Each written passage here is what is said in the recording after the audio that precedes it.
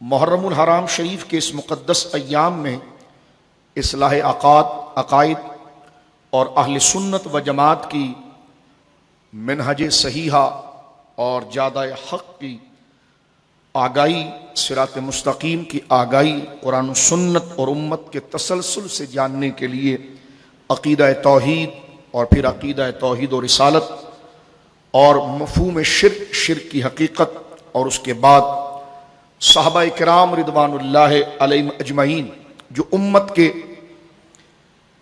پہلے راوی ہیں، قرآن و سنت اور اسلام اور دین کے پہلے راوی ہیں، ان سے واقفیت اور ان سے دلوں کا کشادہ ہونا اور ہموار ہونا یہ لازم ہے، اور تمام اکابر نے اپنی کتابوں کے اندر یہ لکھا ہے اور وہ نصوص ان کی کتابوں میں موجود ہے۔ بالخصوص جید علماء کی ایک لمبی فہرست موجود ہے کہ جس میں یہ شرط لگائی گئی ہے کہ حب اہل بیت کے لیے عزت صحابہ دل میں رکھنا یہ لازم ہے۔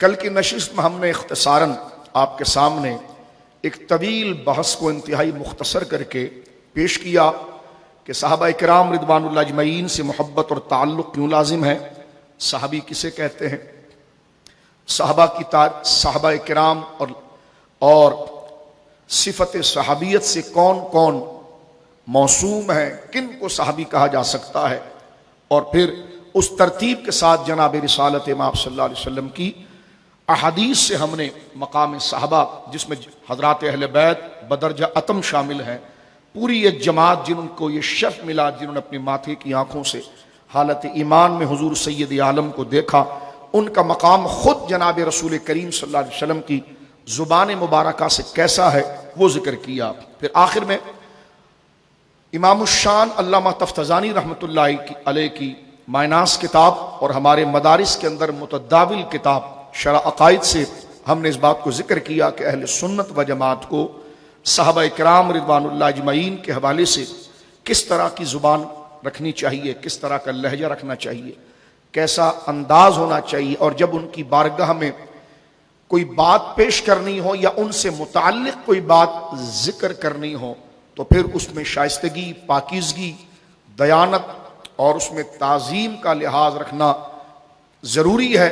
اور وہ کیوں ضروری ہے، کل احادیث ہم نے چند ذکر کی ہے، اور اسی موضوع کو کیونکہ انتہائی اہم ترین موضوع ہے، اس کے دوسرے حصے کا کچھ حصہ آج ہم دیگر اور موضوعات کو شامل کر کے بیان کرنا چاہیں گے اپنے اور آپ کی اصلاح کے لیے، لیکن ابتدا اسی موضوع کے ساتھ کرتے ہیں۔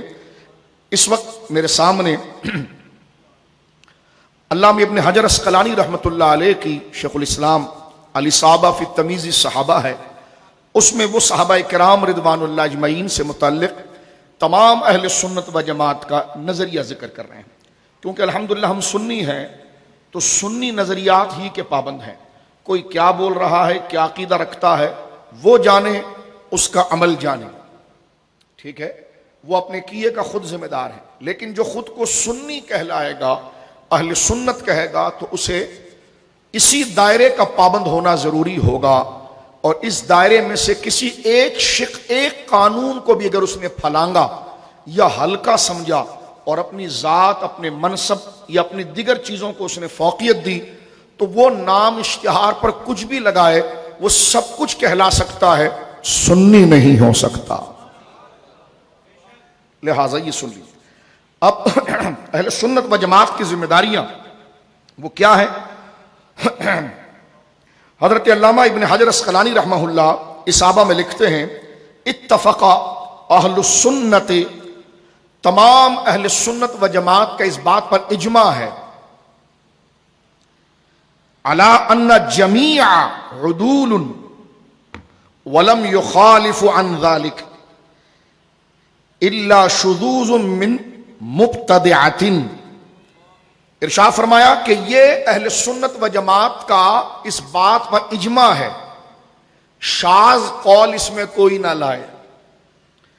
اقوال تو خدا کی توحید کے خلاف بھی کتابوں میں مل جاتے ہیں، معاذ اللہ۔ حضور سید عالم کی ختم نبوت جو ضروریات دین میں سے ہے، اس کے خلاف بھی کسی کا کوئی شاذ اور بیکار سا قول آ جاتا ہے، تو اقوال پر عقیدہ نہیں بنتا، اجماع پر عقیدہ بنتا ہے۔ تو لہذا شاذ باتوں کو مثلاً آپ دیکھیں کہ اگر آپ ایک اپنا مدعا ثابت کرنے کے لیے ہائی کورٹ میں جاتے ہیں اور ہائی کورٹ فیصلہ دیتی ہے، آپ کو قبول نہیں ہے، آپ اس کے بعد سپریم کورٹ میں جاتے ہیں، اس کے بعد کوئی عدالت نہیں ہے، اور اس میں باقاعدہ آپ کو وقت دیا جاتا ہے کہ جو آپ کا دعویٰ ہے اس پر آپ دلیل دیجیے۔ توجہ سے سنیے گا، دلیل اس وقت تک دی جاتی ہے جب تک جج فیصلہ نہ دے دے۔ جج فیصلہ جب دیتا ہے جب سارے دلائل کو سن کر اس پر جو قانون، اس کا جو نتیجہ بنتا ہے، اور جج فیصلہ دے دے، میں اس کی بات کر رہا ہوں جن کا فیصلہ حق پر بھی ہو، دے دے، اس کے بعد اگر دلائل پر بات کی جائے اور کہا جائے پھر کیا جائے تو اس شخص کو فسادی کہا جاتا ہے۔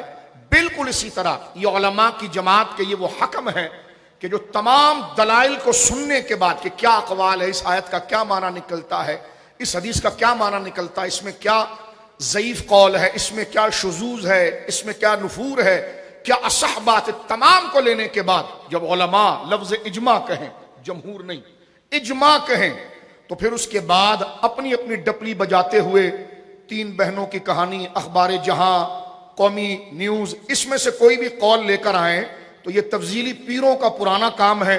سنی ہیں جو جماعت کے ساتھ رہتے ہیں، کیونکہ حضور نے فرمایا جماعت پر خدا کا ہاتھ ہے،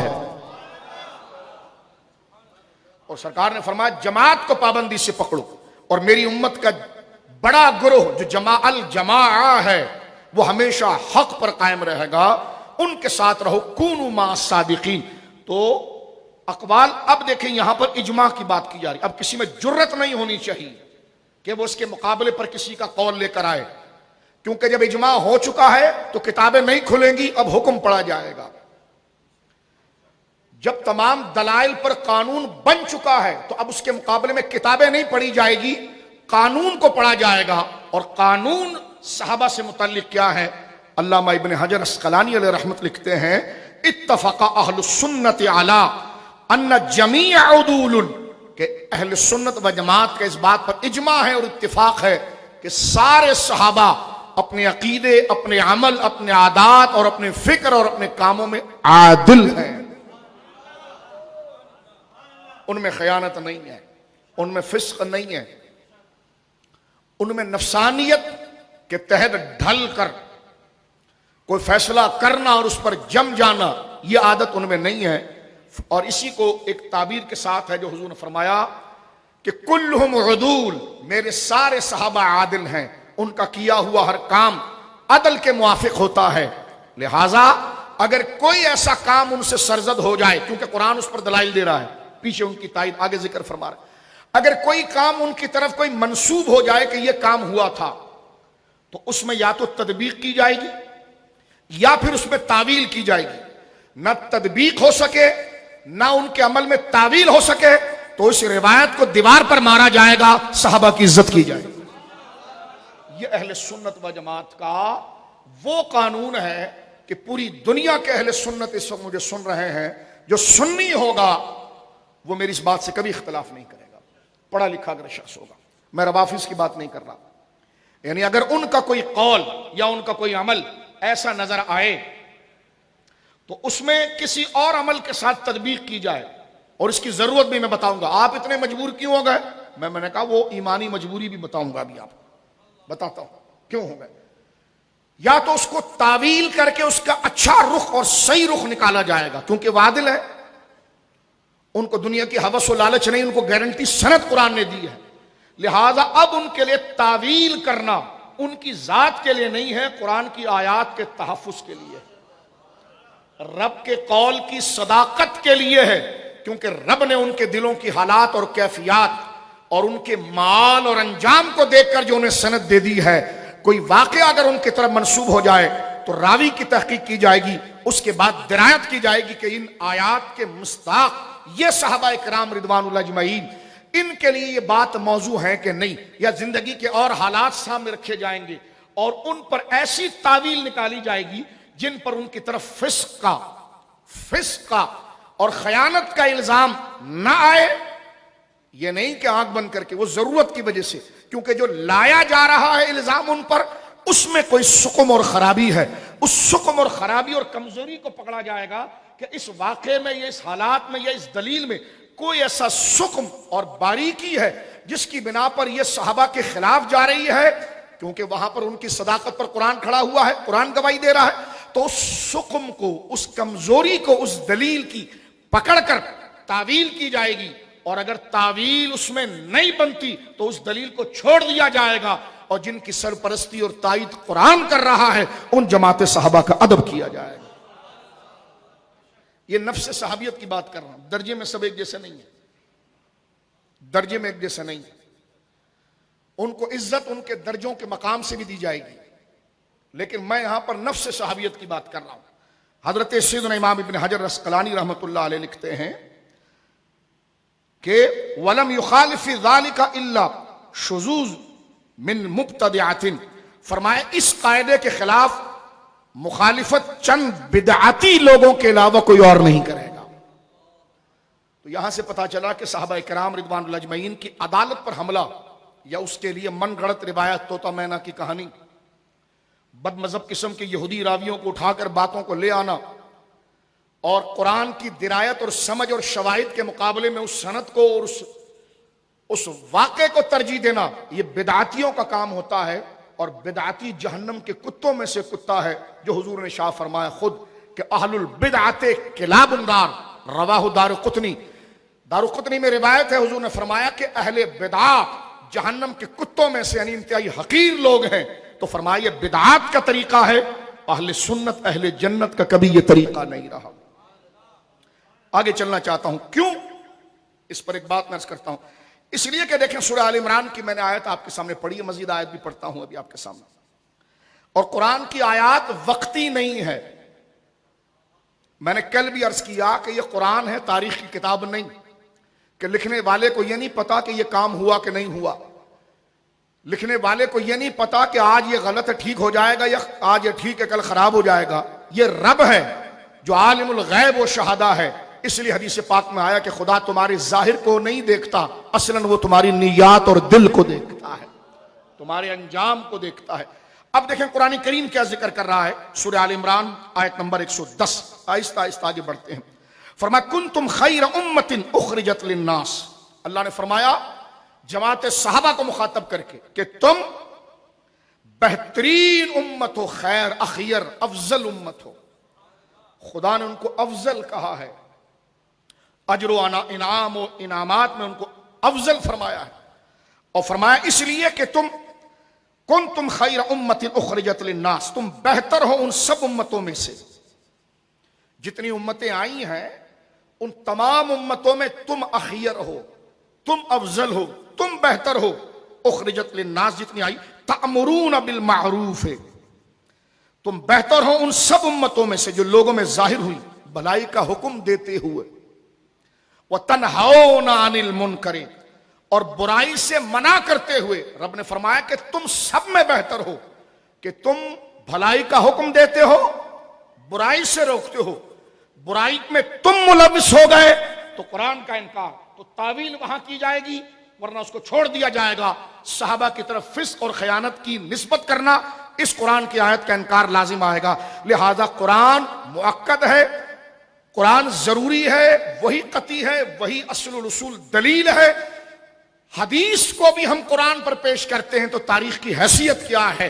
حضور سید عالم نے فرمایا میرے بعد تم میرے فرمان کو ریت کے ذروں کی طرح دیکھو گے، تو تم دیکھو کہ وہ میرے فرمان ہے کہ نہیں۔ ایک تو اس کی سند کو چیک کرو، ایک پھر اس کی درایت کو چیک کرو۔ فرمایا کہ میرا قول قرآن کے خلاف کیسے ہو سکتا ہے؟ فرمایا جسے مخالف قرآن، اب میں بات تو میں چھوٹی سی کر رہا ہوں کہ مخالف قرآن، قرآن کے مفہوم کے خلاف، لیکن وہ تمام ضابطوں کے جو شرائط حدیث کی درایت کو پرکھنے کے ہیں، ان تمام درایت اور شرائط کی رعایت کے بعد بھی قرآن کی آیات اور اس روایت جو منسوب ہے حضور کی طرف بصورت حدیث، اس میں تطبیق نہ آتی ہو تو حضور نے فرمایا اس قول کو چھوڑیں گے اور قرآن کو لیں گے۔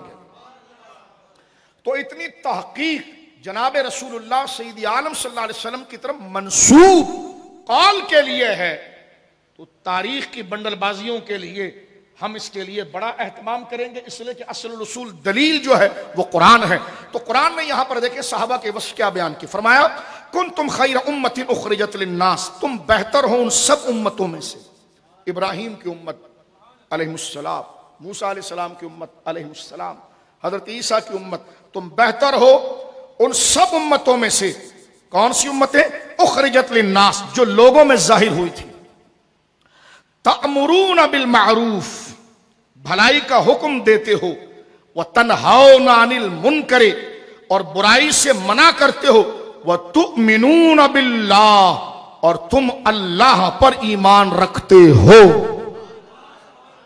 یہ قبولیت کا درجہ انہیں دیا اللہ نے کہ تم اللہ پر ایمان رکھتے ہو، یہ تمہارا مقام اور یہ تمہارا مرتبہ اور یہ منصب ہے۔ لہٰذا یہ قانون جو علامہ ابن حجر اور ہمارے ہر علم کلام کے کتاب جو لاکھوں اور کروڑوں کی تعداد میں ہے، یہ بالکل اجماعی بات ہے۔ یہ بات کہ صحابہ اکرام عادل ہیں، ان کے لیے فسق کی نسبت کرنا، خیانت کی نسبت کرنا، یہ رافضیہ بدعتیہ کا عقیدہ ہے، اہل جنت اہل سنت کا عقیدہ نہیں۔ ایک آیت، اب دوسری آیت کی طرف آپ آ جائیے سورہ فتح میں۔ اللہ رب العالمین جل وعلا ارشاد فرما رہا ہے سورہ فتح آیت نمبر 26، اللہ رب العالمین فرما رہا ہے اذ جعل الذین کفروا فی قلوبہم الحمیۃ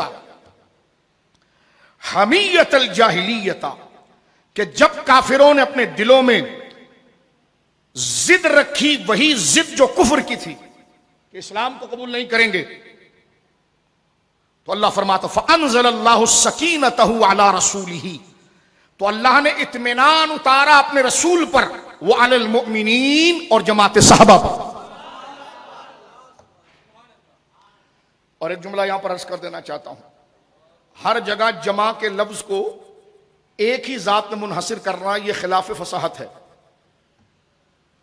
یہ تو قاعدہ، ہم اس کا انکار نہیں کرتے کہ جماع کا اطلاق کبھی تعظیماً فرد واحد پر نہ ہو، یہ ہوتا ہے، لیکن ہر جگہ ہی اگر یہ قاعدہ چلے گا تو فصاحت جو قرآن کی ہے اس پر حرف آئے گا، کیونکہ جماع کا صیغہ حقیقی طور پر جمعیت ہی کے لیے ہے۔ مجازن اس کا اطلاق اگر واحد پر آتا ہے تو وہ تعظیماً آتا ہے، لیکن یا ایھا الذین آمنوا اس سے ایک ہی شخصیت مراد، وعملوا الصالحات ایک ہی شخصیت مراد۔ اب ادھر ہے کہ فانزل اللہ سکینتہ علی رسولہ وعلی المؤمنین، یہاں ایک مراد، تو یہ قرآن کریم فرقان حمید کی فصاحت کے خلاف ہے۔ لہٰذا بات یہاں پر یہ بن رہی ہے کہ جب کافر نبی کے سامنے آ کر کھڑے ہو گئے اور اپنی جاہلیت کی ضد کے ساتھ نبی کو زج پہنچانا چاہ رہے ہیں اپنے فکر میں، تو اللہ نے نبی کے قدموں کو ان کے درجے کے مطابق مضبوط رکھنے کے لیے کیا کیا؟ اللہ نے فرمایا وَأَنزَلَ اللَّهُ السَّكِينَتَهُ عَلَى رَسُولِهِ، اللہ نے اپنا اطمینان اور سکون اور یقین اتارا کس پر؟ رسول پر، وَعَلَى الْمُؤْمِنِينَ، اور مومنین پر، اور آگے فرمایا وَأَلْزَمَهُمْ كَلِمَةَ التَّقْوَى، اور کلمہ تقوی اور کلمے کا نور اور توحید اور رسالت کا نور ان کے دلوں میں جما دیا۔ وَأَلْزَمَهُمْ كَلِمَةَ التَّقْوَى، اب یہ بات نبی کے لیے کیسے ہو سکتی؟ نبی تو کلمہ تقوی کے ساتھ اصلاً موسوم ہے۔ یہاں جو کہا جا رہا ہے وَأَلْزَمَهُمْ كَلِمَةَ التَّقْوَى، تو یہ ہم کی جو ضمیر ہے اس کا پہلا مرجع مومنین آ رہا ہے، اور فصاحت کا طریقہ یہ ہے کہ ضمیر جب عاد کرتی ہے تو پہلے والے مرجع پر آتی ہے۔ اس کے مراجع اگر کئی ہو تو ضمیر کے قریب جو مرجع ہے ضمیر کو اسی پہلے مرجع کی طرف لوٹانا، یہ بلاغت اور فصاحت عربیہ ہے۔ تو یہاں ہم کی ضمیر گھوم رہی ہے مومنین کی طرف۔ اللہ فرماتا ہے کہ ہم نے یقین اتارا ایمان اور اپنی ذات پر اور کامیابی پر رسول کے سینے پر اور مومنین کے سینے پر، اور حبیب آپ کے صحابہ کے وَأَلْزَمَ عَلَيْهِ وَأَلْزَمَهُمْ كَلِمَةَ التَّقْوَى، اور ہم نے کلمہ تقوی، مولا علی سے کسی نے پوچھا کلمہ تقوی کیا ہے، فرمایا کلمہ توحید۔ اللہ نے فرمایا اپنی ذات اور اپنے نبی کا کامل بھروسہ وہ ہم نے خود ذمہ داری لے کر صحابہ کے دلوں میں لگا دیا ہے۔ بات ہوئی کہ یا اللہ تیرا کلمہ تو بہت بلند ہے، لوگ تو کوششیں کر کے کلمے کی طرف جانا چاہتے ہیں، یہ کون ہے جو کلمہ ان کی طرف آ رہا ہے اور لا بھی رب رہا ہے؟ تو اللہ آگے جواب دیتا ہے میں یعنی بات اس کی یہ بنتی تفسیر کی کہ ہاں ہماری تصدیق اور ہمارا کلمہ سب سے اونچا ہے، لیکن جن کی طرف ہم اس کلمے کو بڑھا رہے ہیں نا، وَكَانُوا أَحَقَّ بِهَا وَأَهْلَهَا، ہماری سچائی کے اہل بھی انہی کا سینہ تھا اور یہی اس کے حقدار تھے۔ تو قرآن دیکھیں، یہ قرآن مجید ہے، یہ قرآن مجید ہے، یہ قمی اور ابن خلدون اور طبری نہیں ہے، یہ قرآن ہے، اس کو اس کے ظاہر پر رکھا جائے۔ اور اللہ رب العالمین جل وعلا فرما رہا وَأَلْزَمَهُمْ كَلِمَةَ التَّقْوَى، ہم نے کلمہ پرہیزگاری ان کے لیے لازم کیا۔ کیوں؟ اس لیے کہ جماعت صحابہ اتنی مخلص تھی اور ان کا سینہ اتنا پاکیزہ تھا، ان کی فکر میں اتنی وفاداری تھی کہ وَكَانُوا أَحَقَّ بِهَا، وہ ہمارے کلمے کے اور اس سب سے بڑے نور اور سچائی کے احق کا سب سے بڑے حقدار تھے، وَأَهْلَهَا، اور اس کے اہل تھے۔ قرآن نے سینہ صحابہ کو، قرآن نے جماعت صحابہ کو اپنے کلمہ توحید اور ایمان کا سب سے بڑا حقدار قرار دیا ہے۔ تو ایک کالا اٹھ کر ان کی پر جرح کرے تو اس کی منحوس شکل کو دیکھیں گے یا قرآن کے نور کو دیکھیں گے۔ دیکھیے قرآن نے کہہ دیا، لفاظیاں نہیں ادھر چلیں گی کہ لفاظیوں سے تم پوری ایک کہانی سٹوری بنا کر جس کے بارے میں چاہو تو فدق کا کر دو، تو جس کے بارے میں کر دو۔ یہ قرآن کہتا ہے، فرمایا جس کو کلمے کی یقین ہوگی نا، اسے صحابہ کا مرتبہ پتہ چل جائے۔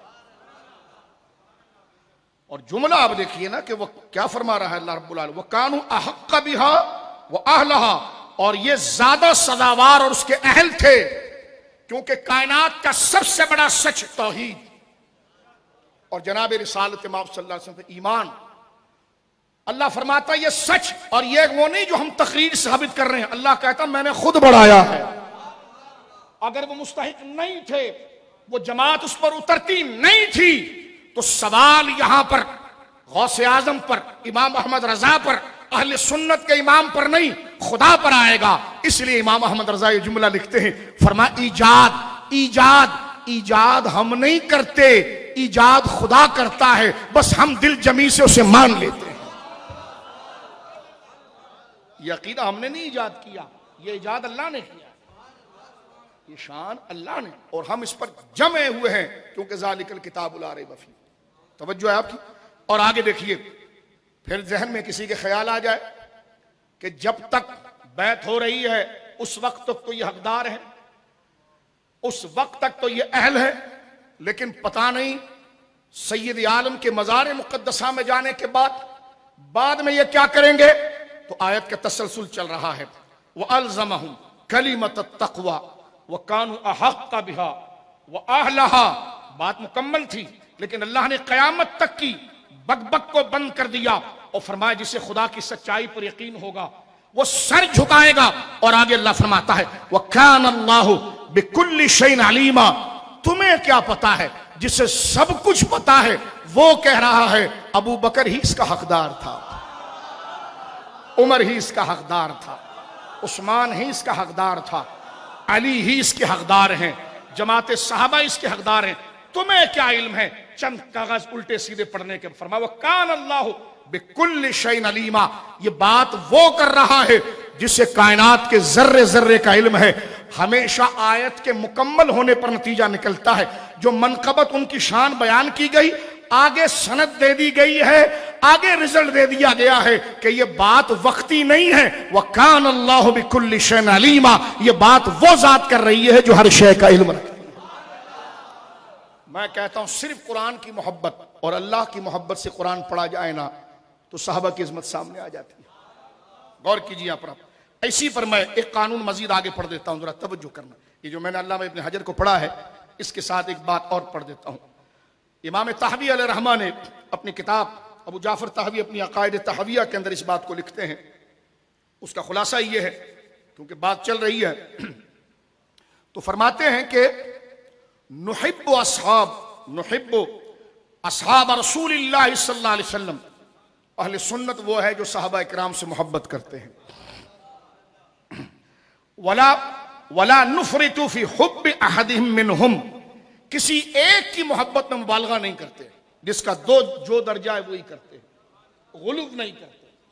جس طرح آج ہو رہا ہے، کومنٹس کرتے ہیں محرم میں جو صحابہ کا ذکر کرے وہ ایسا ایسا ایسا ہے. میں نے کہا اس لیے کیا ہے تاکہ جنتی اور جہنمی پتہ چل جائے. کوئی دین تمہارے باپ کا اور تمہارے گھوڑے کا پابند ہے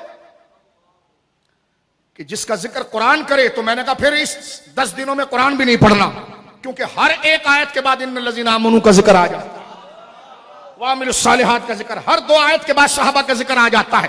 جب قرآن محرم میں پڑھا جائے، نمازوں میں پڑھا جائے، اس میں صحابہ کا ذکر ہو، تو یہی تو امام علی مقام سید الشہداء کا عقیدہ تھا. یزید اسی کے خلاف تھا اور امام علی مقام اسی نظریے کو پڑھنے گئے تھے. پہلے دین کی بلندی سمجھ لو، پھر حسین کی شہادت خود سمجھ میں آ جائے. کل کا دن دیکھیے گا انشاءاللہ. انگلیاں نہ چبوا دیں تو پھر کہنا بے ادب گستاخ فرقے کو سنا دے اے حسن، یوں کہاں کرتے ہیں سنی داستان اہل بیت. کہنے کا مقصد ہے کہ یہ ذکر اہل بیت ہے، یہ ذکر علی ہے، کیونکہ مولا مرتضیٰ شیر خدا رضی اللہ تعالیٰ خود اس میں شامل ہے. اس قانون کی پاسداری آپ نے فرمائی ہے ساری زندگی. اب آپ دیکھیں حضرت امام طحاوی علیہ رحمہ لکھتے ہیں سارے اہل سنت کو میری بہنیں اور بھائی سنیں. فرمایا وَنُحِبُّ أَصْحَابَ رَسُولِ اللَّهِ صلی اللہ علیہ وسلم وَلَا نُفْرِطُ فِي حُبِّ أَحَدٍ مِّنْهُمْ. ہم سارے صحابہ سے محبت کرتے ہیں، کسی ایک صحابی کی وجہ سے لے کر غلو نہیں کرتے، غلو نہیں کرتے. آج یہ جی آپ مولا علی کا ذکر کر رہے ہیں، صحابہ کا ذکر نہیں کرنا. میں نے کہا یہ کون سا مذہب نکالا ہے؟ اگر کوئی کہے جی صحابہ کا ذکر کر رہے ہیں علی کا ذکر نہیں کرنا، میں نے کہا کون سا مذہب لے آیا ہے؟ یہ کون سا مذہب ہے؟ یہ کس نے تمہارے اندر یہ بات ٹھونسی ہے؟ یہ وہ نقب ہے اسلام میں کہ جسے اگر بند نہیں کیا اور بر وقت ان کے منہ پر ایڑی نہ لگائی گئی تو یہ اسلام کی دیوار کو گرانے کے لیے ہے. ہمیشہ سے قرآن کا بھی یہ طریقہ ہے کہ وہ سب کو ملا کر بیان کرتا ہے کہ جس کو دیدار مصطفیٰ کے شرف ملا. اسی طریقے پر اہل سنت و جماعت ہے. پنجتن پاک 4 یار جملہ صحابہ اہل بیت کا ذکر ہم شامل کر کے کرتے ہیں. توجہ ہے. ابھی میں کیا نام لوں آپ کے سامنے؟ پڑھ لو مولا علی کے سارے خطبے جو تم نے خود رائج کیے، اس میں بھی یہی ہے کہ ذکر صحابہ کے خلاف کبھی مولا علی نے ذکر کیا ہو تو بتائیے. مولا علی رضی اللہ تعالیٰ فجر کی نماز میں رو رہے ہیں اور سامنے کھڑے ہوئے کوفیوں کو دیکھ کر کہہ رہے ہیں، نور اللہ شوستری کو پڑھ لو تم جا کر پھر مجالس المومنین میں، اور یہ نہج البلاغہ کے اندر موجود ہے. فرما کہاں گئے میرے وہ دوست جن کی راتیں سجدوں سے آباد تھیں، جن کی زبانوں پر ذکر تھا، تلاوت تھی.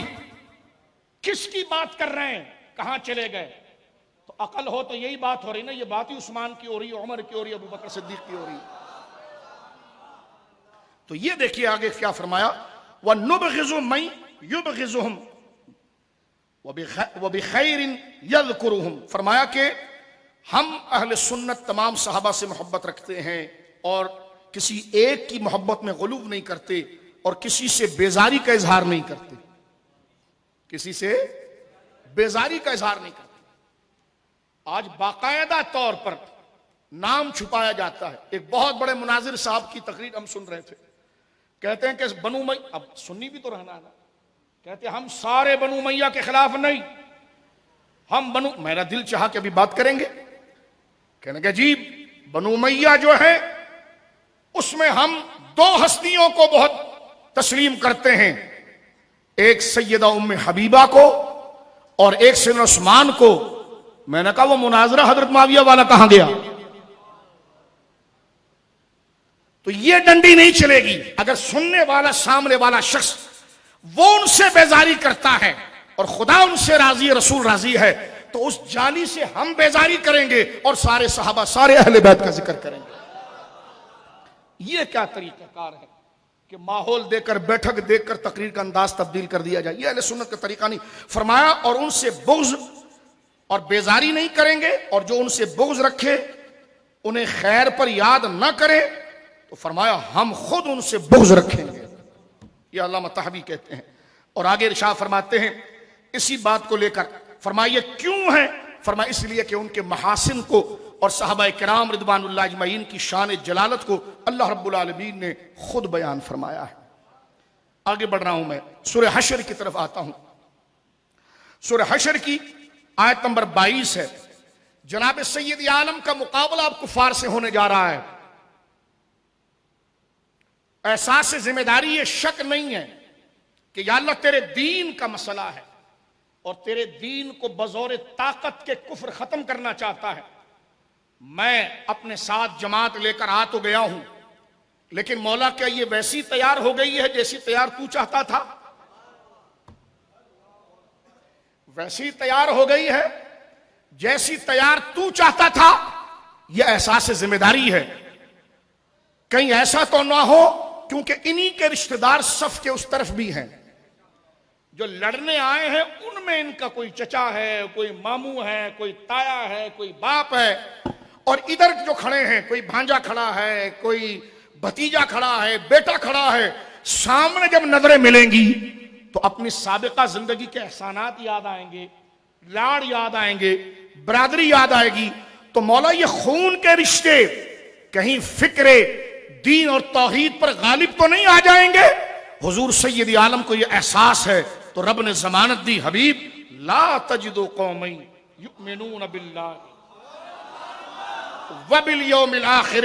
فرمایا حبیب نہ کبھی تو نہیں پائے گا. خدا ضمانت دے رہا ہے اور تہران ہل رہا ہے، کشف الاسرار لے کر ہل رہا ہے. تو ہم کشف الاسرار جیسی بھونڈی تعویل اور رامائن کو دیکھیں گے یا اللہ کے سچے کلام کو دیکھیں گے؟ اللہ فرماتا نہیں حبیب اطمینان رکھیے، ابھی نہیں، لا تجدو کبھی نہیں پائیں گے آپ ان کو کہ جو ایمان لا چکے ہیں. لا تجدو قومن، لا تجدو قومن، یہ جماعت صحابہ کو تو کبھی نہیں پائے گا جبکہ یہ ایمان لا چکے ہیں اللہ پر اور آخرت پر. یوادون من حاد اللہ ورسولہ، کہ یہ کبھی نرمی سے بھی اس کو دیکھ لیں کہ جو اللہ رسول سے دشمنی کرتا ہے. فرمایا کیسے ہوگا مولا؟ فرمایا وَلَوْ كَانُوا آبَاءَهُمْ، چاہے وہ ان کا باپ ہی کیوں نہ ہو، او ابناءہم، چاہے بیٹا ہی کیوں نہ ہو، او اخوانہم، چاہے ان کا برادری اور سگا بھائی کیوں نہ ہو، او عشیرتہم، چاہے ان کے رشتہ دار اور خاندان ہی کیوں نہ ہو. کبھی ان کا ہاتھ ڈگمگائے گا نہیں، کبھی ان کی نظروں میں ترس نہیں آئے گا. یہ اسے اپنے خون کے رشتے سے نہیں پرکھیں گے، میری اور تیری محبت کی وفاداری سے پرکھیں گے. اب بتائیے یہ سورہ حشر ہے، یہ اللہ ضمانت دے رہا ہے. تو اب مجھے بتائیے قانون صحیح نہیں ہے کہ اس کے مقابلے میں جو بات آئی اس کو چھوڑ دیا جائے گا؟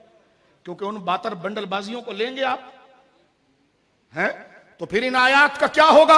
توجہ کیجئے. سوال، یا اللہ ایسا کیوں ہوگا؟ اتنی دلیری کہ باپ پر بھی تلوار اٹھانے میں آسرا نہیں ہے. حضرت عمر اپنے ماموں کا سر لے آئے، یعنی قریبی رشتوں میں بھی آسرا نہیں ہے. یہ کیا عشق مصطفی؟ فرمایا کہ یہ کیا غلبہ، کیسی یہ فکر برانگیختہ ہوئی.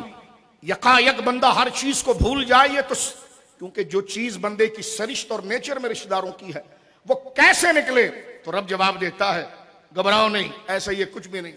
فرمائیے ہماری طرف سے اولئک کتب فی قلوبہم الایمان، اس لیے کہ میں نے خود ان کے دلوں میں سچائی لکھ دی ہے.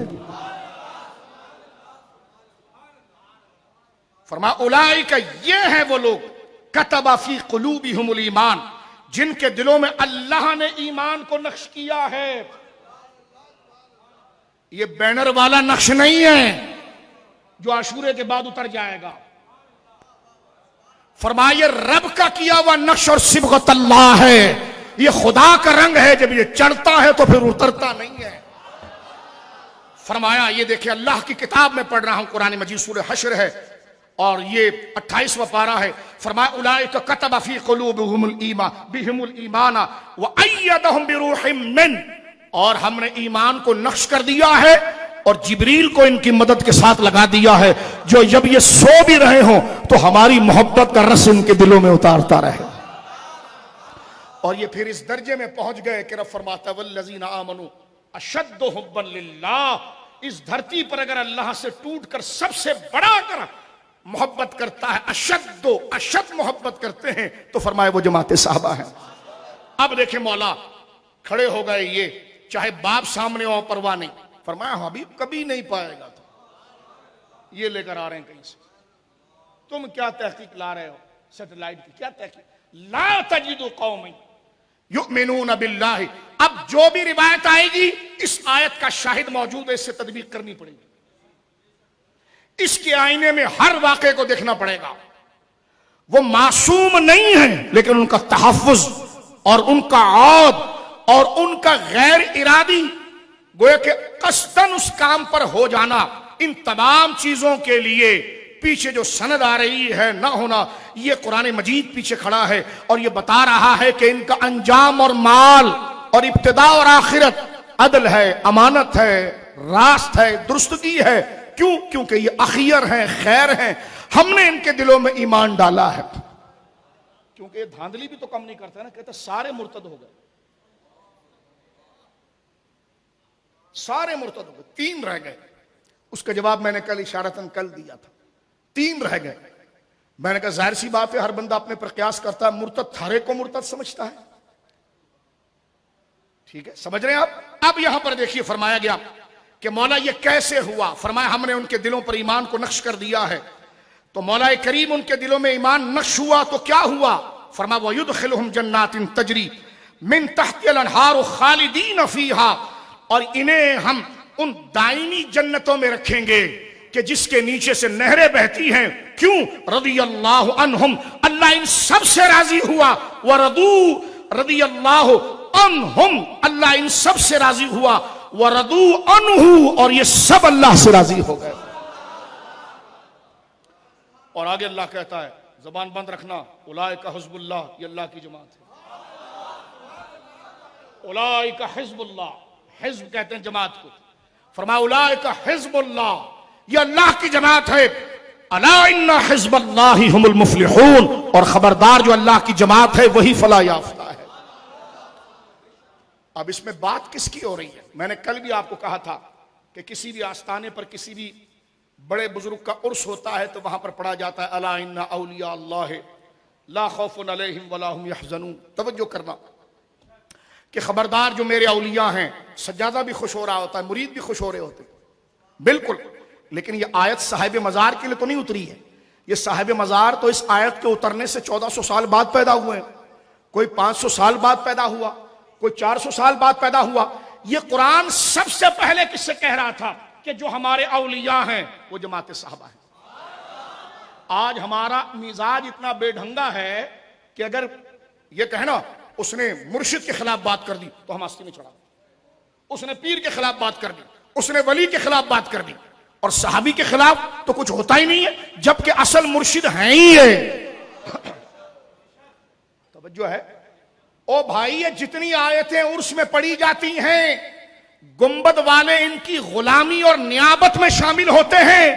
اصل اصول اللہ کے ولی جو براہ راست جن کو کہا گیا وہ جماعت صحابہ ہے. جس صحابی کے خلاف بک بک کرے تو کسی کی رگے غیرت نہیں جاگتی، اور جن کی جوتوں کی دھول لے کر کسی کو معرفت الہی ملتی ہے ان کا ادب کیا جاتا ہے. تو وہ صاحب مزار بھی کہتے ہیں دیگے کھا لے ڈھول پیٹ لیں، فیضان تجھے کچھ نہیں ملے گا. جب تو نے ہمارے مرشدوں کی بے ادبی کر لی ہے تو ہم سے کیا ماننے آیا ہے؟ تو اصل امت کے مرشد صحابہ ہیں. کون ہے جی؟ صحابہ ہیں، اولیاء ہیں. قرآن کی آیات بالکل اللہ کے ولیوں کے عرس پر پڑھی جائیں گی لیکن وہ براہ راست علی الاطلاق اس کے مصداق نہیں ہے. اس کے مصداق جماعت صحابہ ہیں جن کی وفاداری اتنی سچی تھی کہ رب نے کہا خبردار یہ تو میرے دوست ہیں، یہ تو میرے دوست ہیں. لہم البشریٰ فی الحیات الدنیا والآخرہ، لہم البشریٰ فی الحیات الدنیا والآخرہ. یہ تمام فرمایا کہ الاخلاء یومئذ بعضهم لبعض عدو الا المتقین. قیامت کے دن گہرے سے گہرا دوست گہرے سے گہرا دشمن ہو جائے گا مگر وہ کسی پرہیزگار سے یاری کرے تو دنیا میں بھی کام آخرت میں بھی کام. تو الا المتقین کا جو استثناء آیا اس سے ہمارے مشائخ ان کی غلامی میں ہے. اصل یہاں سے مراد ہی جماعت صحابہ ہے. سمجھ رہے ہیں آپ؟ اب صحابہ کے لیے کسی کو بک بک کرنے نہ دیجیے گا، نہ اس بک بک کو سنیے گا، کیونکہ کہتے جی پیروں کا آپ ادب نہیں کرتے تو میں نے کہا ان کے ادب پر کون سی آیت ہے؟ کہ لگے الا ان اولیاء، میں نے کہا یہ تو ابو بکر کے لیے۔ میں کس طرح آپ کو یہ کھول کے سمجھاؤں کہ میں کیا بات کر رہا ہوں آپ سے، اس بات کو سمجھیے، توجہ ہے۔ تو یہ سارا قرآن جس میں فضائل جنتیوں کے ذکر کیے گئے ہیں، یا ان کی نمازوں کی تعریف کی گئی ہے، ان کے روزوں کی تعریف کی گئی ہے، ان پر اترنے والے انعام اور سکینے کی تعریف کی گئی ہے، بعد میں آنے والے اولیاء وہ ان کی نیابت اور ان کے راستے پر چلنے کی وجہ سے یہ پاتے ہیں، اصل میں یہ وہ لوگ ہیں جو براہ راست مصطفیٰ کے ساتھ چل رہے تھے، جماعت صحابہ۔ بیچ میں کلپ یہ بھی چل رہا تھا، ہم علیہ السلام والے ہیں، یہ رضی اللہ عنہ والے ہیں۔ میں نے کہا کیوں رضی اللہ سے آپ راضی نہیں؟ کہے گا نہیں۔ تو میں نے کہا جب خدا سے راضی نہیں تو تمہارے پر لعنت ہی ہوگی، اور کیا ہوگا؟ یہ اللہ کہتا رضی اللہ عنہم ورضوا۔ یہ لعنت گالی کا لفظ میں نے نہیں کہا، کیونکہ رضا الہی رحمت ہے، اور اس کا انکار لعنت بمانا اب رحمت نہیں ہوگی، العیاذ باللہ۔ اور اللہ نے کیا اپنی جماعت کا ٹائٹل اللہ کیا دے رہا ہے؟ رضی اللہ عنہم ورضوا عنہ۔ اس لیے اہل سنت و جماعت اللہ کے نیک بندوں کے لیے اونچے کلمات کے اندر جس لقب اور جس دعا کو ان کی طرف منسوب کرتے ہیں وہ کرتے ہیں جن کو اللہ رب العالمین نے اپنی جماعت کا نشان بنایا، اور وہ ہے رضی اللہ عنہم ورضوا عنہ۔ وہ سب اللہ سے راضی ہوئے، اللہ اس سے راضی ہوا، اور اللہ سے وہ راضی ہوئے، اللہ ان سے راضی ہوا۔ تو منہ کالا کیوں کر رہا ہے اپنا؟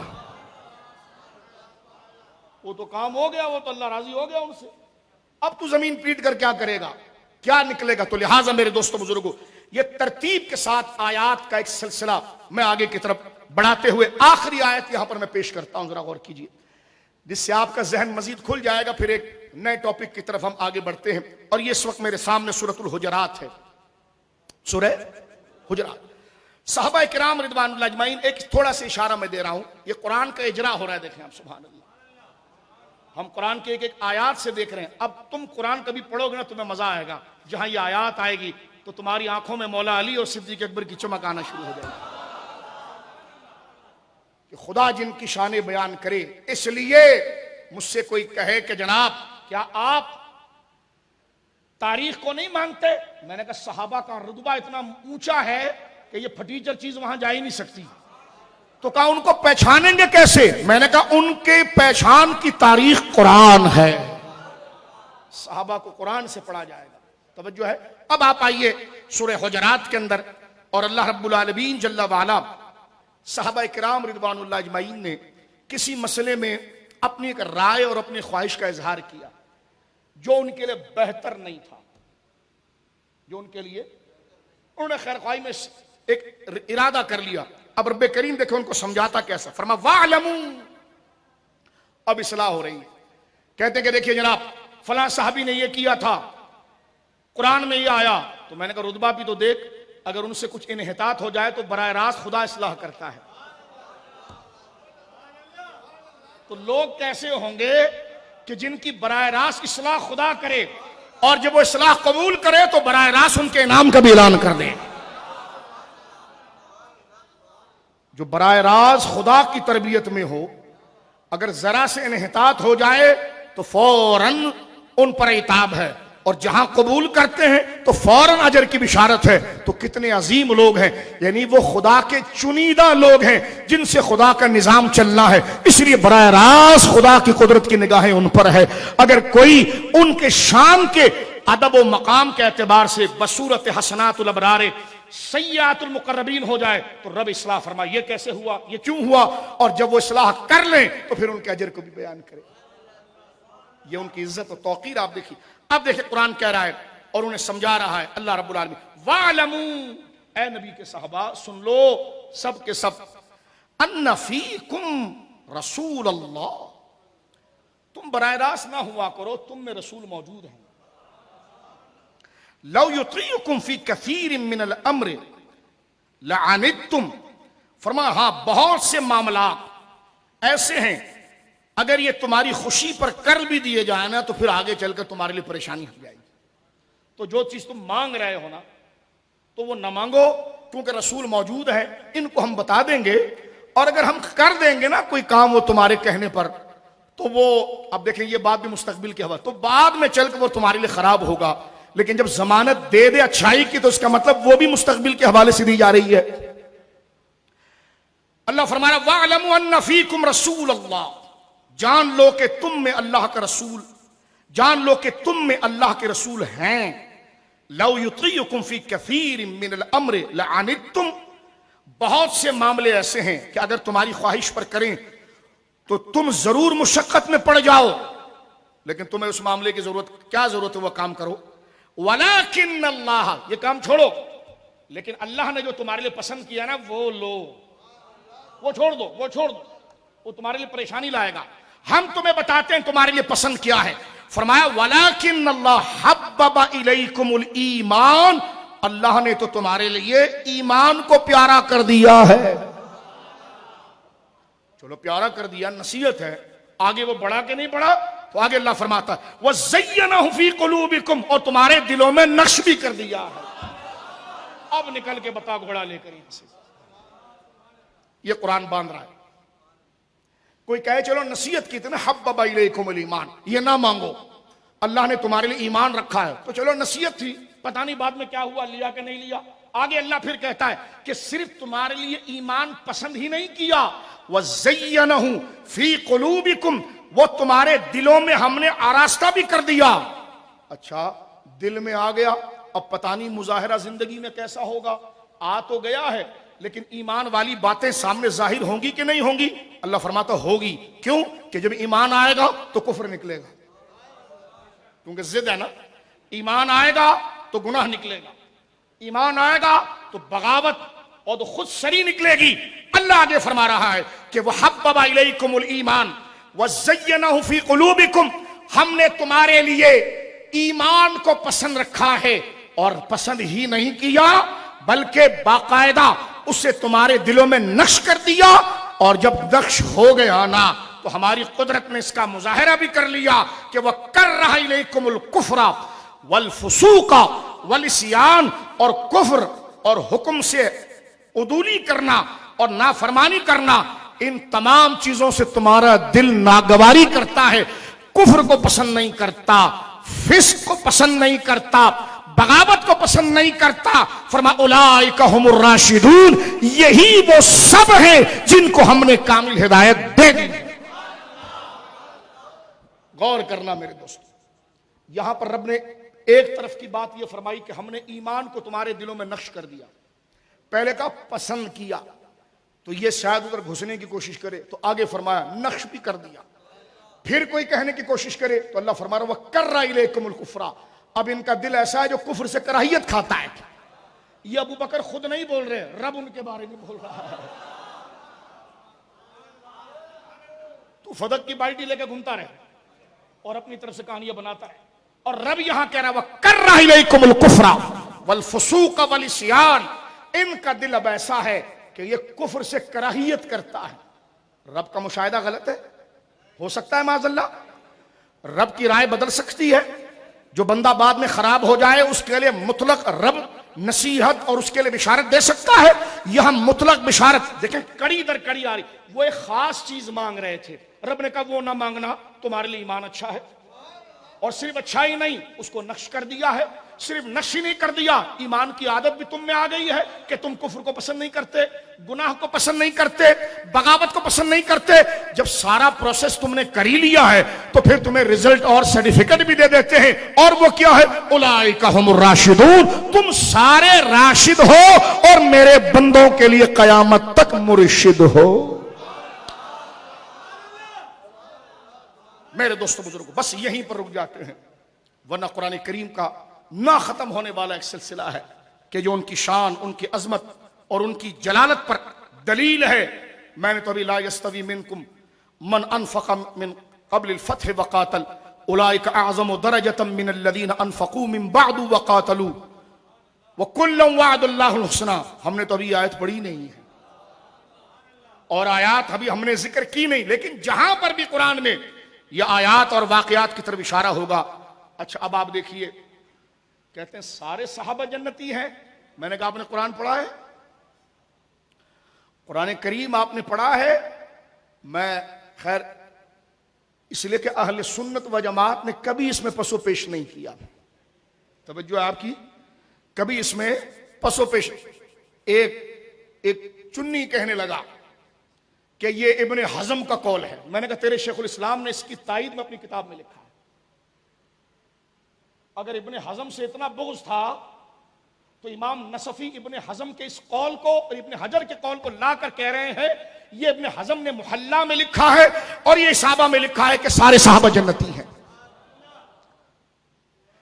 ابن حزم کی بدعقیدگی اور چیز ہے کہ ہمارے علماء معتزلہ کے قول نہیں لے لیتے کبھی جو درست ہوتا ہے. کشاف کی تفسیر کو مقبول نہیں کر لیتے کہ کشاف اگر معتزلی ہے تو اس کی ساری رائے باطل ہے. یا تفسیر کشاف سے علماء استفادہ کرتے ہیں جو چیز اجماعی ہوگی وہ ٹھیک ہوگی اگر یہاں سے نہیں لکھی گئی. لیکن بات اگر کسی سے ہمارا اختلاف ہے لیکن وہ بات ٹھیک کر گیا تو علماء نے اس کو لیا. ہماری کتابوں میں درجنوں جگہ پر معتزلہ کی رائے کو لے لیا گیا, کشاف کی رائے کو لے لیا گیا.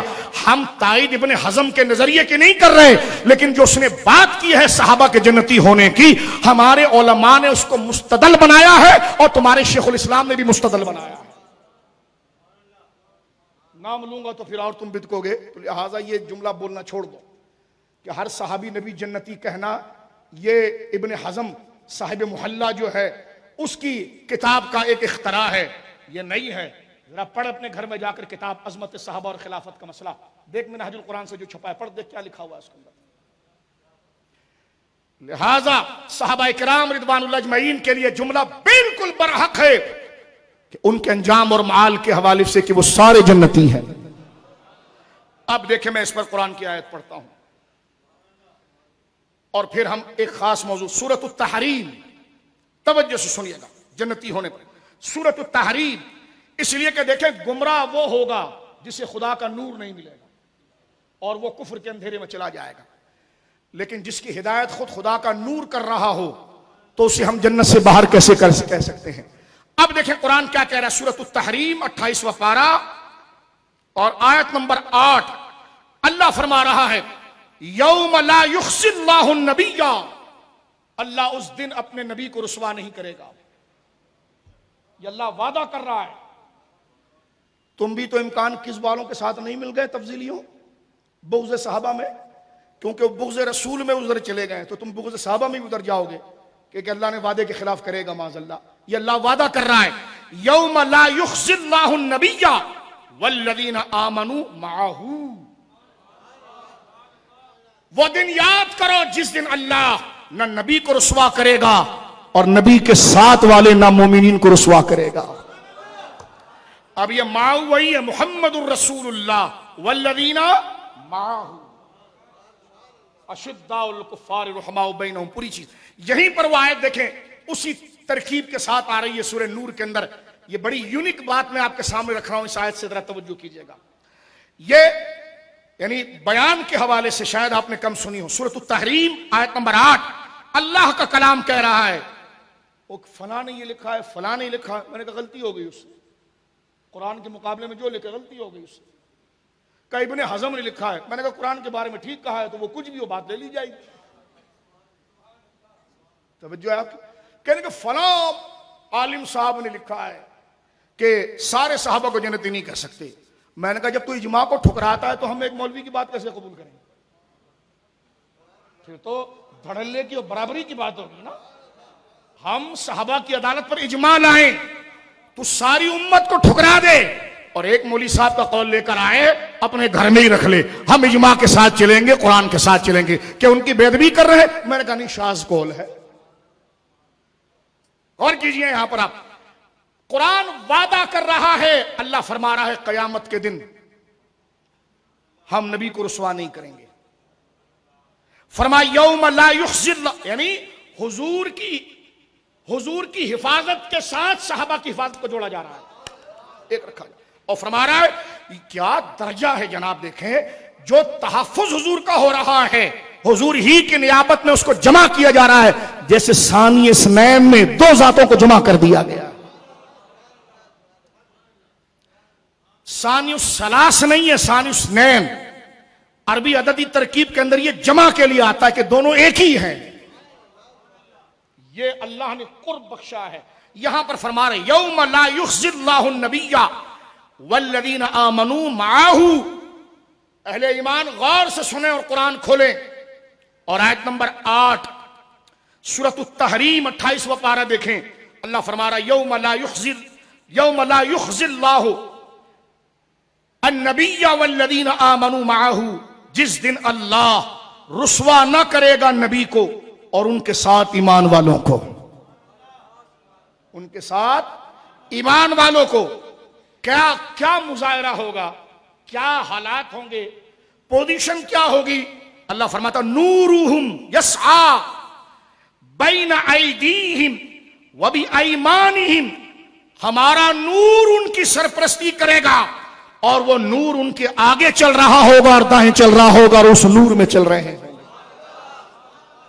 نور والی جماعت پر بک بک کرتے ہو, اللہ نے ان کو نور والی جماعت کہا. فرمایا میرا مصطفیٰ ہمارے نور میں ہوگا اور اس کے ساتھ اس کے صحابہ اس نور میں ہوں گے اور جو ان کے نقش قدم پر ہوگا وہ ساری جماعت اس نور میں ہوگی. دیکھو سیدھی سی قرآن کی آیت ہے.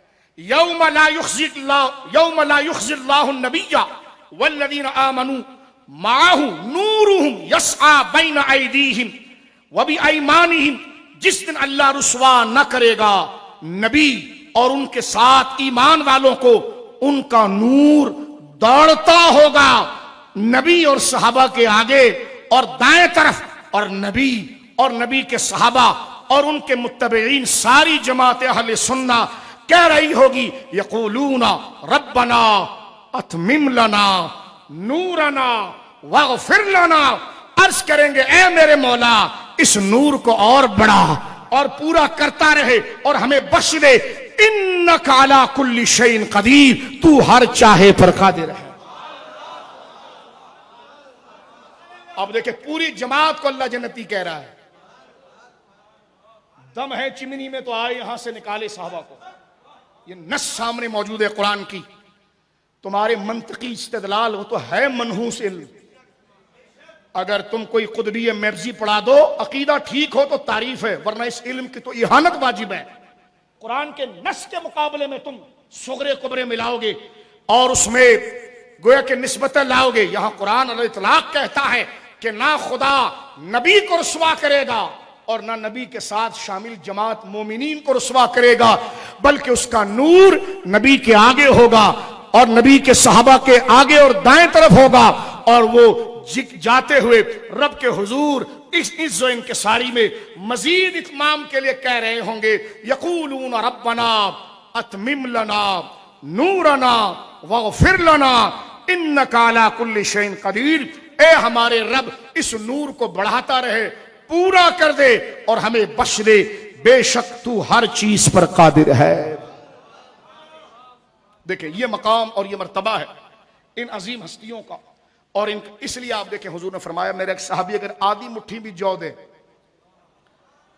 آدھی مٹھی بھی اگر جو سستی چیز اللہ کی راہ میں دے اور تم احد کے پہاڑ کے برابر بھی سونا لے آؤ تو تم چاہے جتنے بڑے جامع المعقول اور استاد العلماء بن جاؤ, صحابی کی آدھی مٹھی کا مقابلہ تمہارا دیا ہوا اللہ کی راہ میں سونے کا پہاڑ نہیں کر سکتا.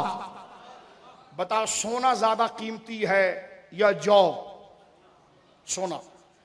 پہاڑ زیادہ ہوتا ہے یا آدھی مٹھی؟ ساری امت مل کر احد کے پہاڑ کے برابر سونا لے آئے, صحابی آدھی مٹھی جو لے آئے, حضور فرماتے نہیں پہنچ پائے گا.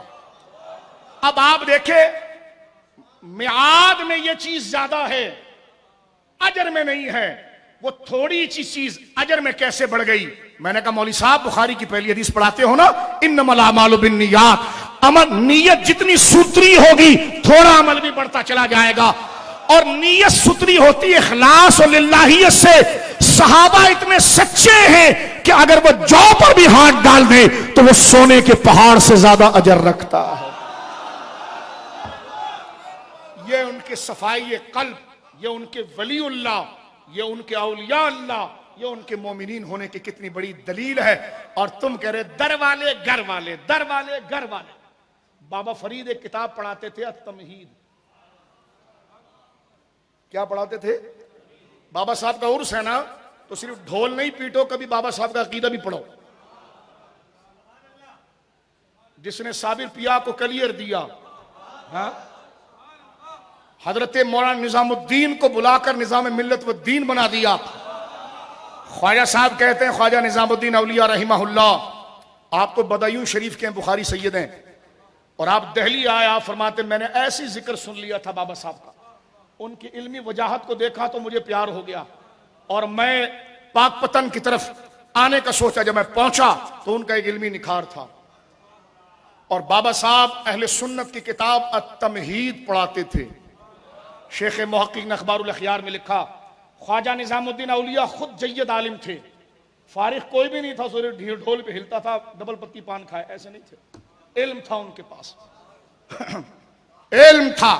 تم صحابہ پر آؤ گے، ہم تمہاری ہر پوزیشن پہ اٹیک کریں گے، کیونکہ یہ خدا کا طریقہ ہے. جب اس کی محبوب جماعت کو چھیڑو گے تو پھر تم کسی عزت کے مستحق نہیں رہو گے. اتنی جرت اہل سنت میں ہونی چاہیے. غور کیجئے میرے دوستو بزرگوں، بابا فرید رحمت اللہ علیہ نے جس کتاب کو پڑھایا، شیخ الاسلام عبد الشکور سالمی رحمہ اللہ کی کتاب جو ماتریدی علم کلام ہے، شرائع تو اشری ہے، امام ابو الحسن اشری کی تشریحات، حضرت امام ابو منصور ماتریدی کی جو ماتریدیہ ہے احناف کا، وہ تو تمہید ہے. اور تمہید میں لکھا ہے کہ روافظ کی عادت یہ ہے کہ وہ صحابہ کو الگ سمجھتے ہیں، اہل بیت کو الگ سمجھتے ہیں. میں نے کہا اچھا تو یہ رافضی کی عادت ہے، در والے تے گھر والے. میں نے کہا بابا فرید ہوتے تو سوٹا اٹھاتے، اٹھاؤ میری مزار سے یہاں سے. کمینوں، جس عقیدے کے خلاف اور جس بکواس کے خلاف میں نے جہاد کیا، آج قوال میری قبر کے آگے در اور گھر کی بات کر رہا ہے. اس کتاب میں لکھا ہے کہ روافظ اہل بیت کو صحابہ میں نہیں مانتے، صحابہ کو گھٹیا سمجھتے ہیں، جبکہ اہل سنت و جماعت کا یہ عقیدہ جو قرآن سے ثابت ہے کہ اہل بیت جماعت صحابہ میں شامل ہے. علامہ عبد الشکور سالمی اپنا ایک لطیفہ کہتے ہیں، ایک رافضیوں کی جماعت نے مجھے پکڑ لیا، مجھ سے کہنے کہ بات کر علی کو کیا کہتا، ورنہ تیرے کو چھری سے ذبح کریں گے. تو علامہ عبد الشکور سالمی کہتے ہیں میں نے کہا صحابہ میں افضل جو ہے نا وہ ابو بکر صدیق ہے، اور اہل بیت میں افضل مولا علی ہے. تو خوش ہو گئے، وہ کہنے کہ چھوڑ دو اپنا والا ہے.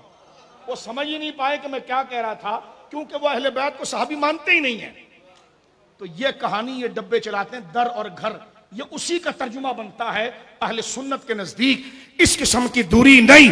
قرآن کہہ رہا ہے کہ یہ کون لوگ ہیں، فرمایا یہ در گھر کا کیا چکر لگایا ہے، فرمایا کہ یہ وہ لوگ ہیں کہ نورہم یسعی بین ایدیہم و بایمانہم، یہ رسول کے ساتھ ہی ہوتے ہیں، نور ان کے آگے پیچھے چل رہا ہو. میں مطلق اس در اور گھر کی ترکیب کا رد اس لیے کر رہا ہوں کہ اس میں اہانت نکالی جاتی ہے، پھر تفریق نکالی جاتی ہے، ضروری نظریے پر حملہ کیا جاتا ہے. توجہ ہے آپ کی. مزید اگر پڑھنا ہو اس ایشو کو تو پھر کبھی علامہ صاحب محائب کو پڑھیے اور خالص ان کتابوں کو پڑھیے، تو میرے دوستو یہ باتیں سامنے آتی ہے کہ اہل سنت و جماعت کے نزدیک تفریق نہیں. یہ الگ بات ہے کہ خاندان رسول صلی اللہ علیہ وسلم کو جو اللہ نے خون رسول کی نسبت دی ہے، کوئی عقل مند مومن اس کا انکار نہیں کر سکتا، لیکن ان کو جماعت صحابہ سے نکالنا یہ کتنی بڑی توہین ہے. در والے گھر والے، میں نے کہا تو یہاں پر نمازیں چھوڑ کر گھر والا ہو گیا، وہ سر کٹا کے دروازے سے باہر ہو گئے، دین بچا کر دروازے سے باہر ہو گئے. توجہ ہے. صرف دو دیگ بڑھانے کے لیے اپنی آخرت کیوں خراب کرتے ہو؟ وہ کم کھاؤ لیکن بزرگوں کی گستاخی نہ کرو. میرے دوستو بزرگوں، یہ جماعت صحابہ کا تسلسل ہم نے آپ کی خدمت میں عرض کیا. اب آئیے وہ ہستیاں جو مولا علی کی آنکھوں کے چین تھے، کیونکہ کل ہم نے مولا علی کی بارگاہ میں پہنچنا ہے، تو پہلے علی مزاج کیا رکھتا ہے ذرا وہ سن لو. دو نمبری نہیں کریں گے. مولا علی کا جو مزاج ہے وہی آپ کو بتائیں گے. توجہ کیجئے، میرے سامنے صحیح بخاری شریف ہے. صحیح بخاری شریف کتاب فضائل الصحابہ، حدیث نمبر 3685، 3685. مولا علی، ظاہر سی بات ہے یار، جس سے محبت کرتے ہو پہلے یہ تو جانو نا کہ اس کو کیا پسند ہے اور کیا پسند نہیں ہے. جو اس کو پسند ہے اس کی توہین کر جاؤ تو وہ تم سے پیار کرے گا، اور جس سے اس کو نفرت ہے اس سے پیار کر جاؤ تو وہ تمہیں اپنے قریب کرے گا. تو کل ہم نے جانا ہے نجب اشرف مولا کی بارگاہ میں. تو اب لباس وہ پہن لو جو مولا کو پسند ہے, مزاج وہ بنا لو جو مولا کو پسند ہے. مولا ہر ایک کو نہیں دیکھتا, اسی کو دیکھتا ہے جو مولا کے یاروں کا ادب کرتے ہیں. اب دیکھیں, یہ میں آپ کی خدمت میں عرض کر رہا ہوں, یہ بخاری شریف ہے.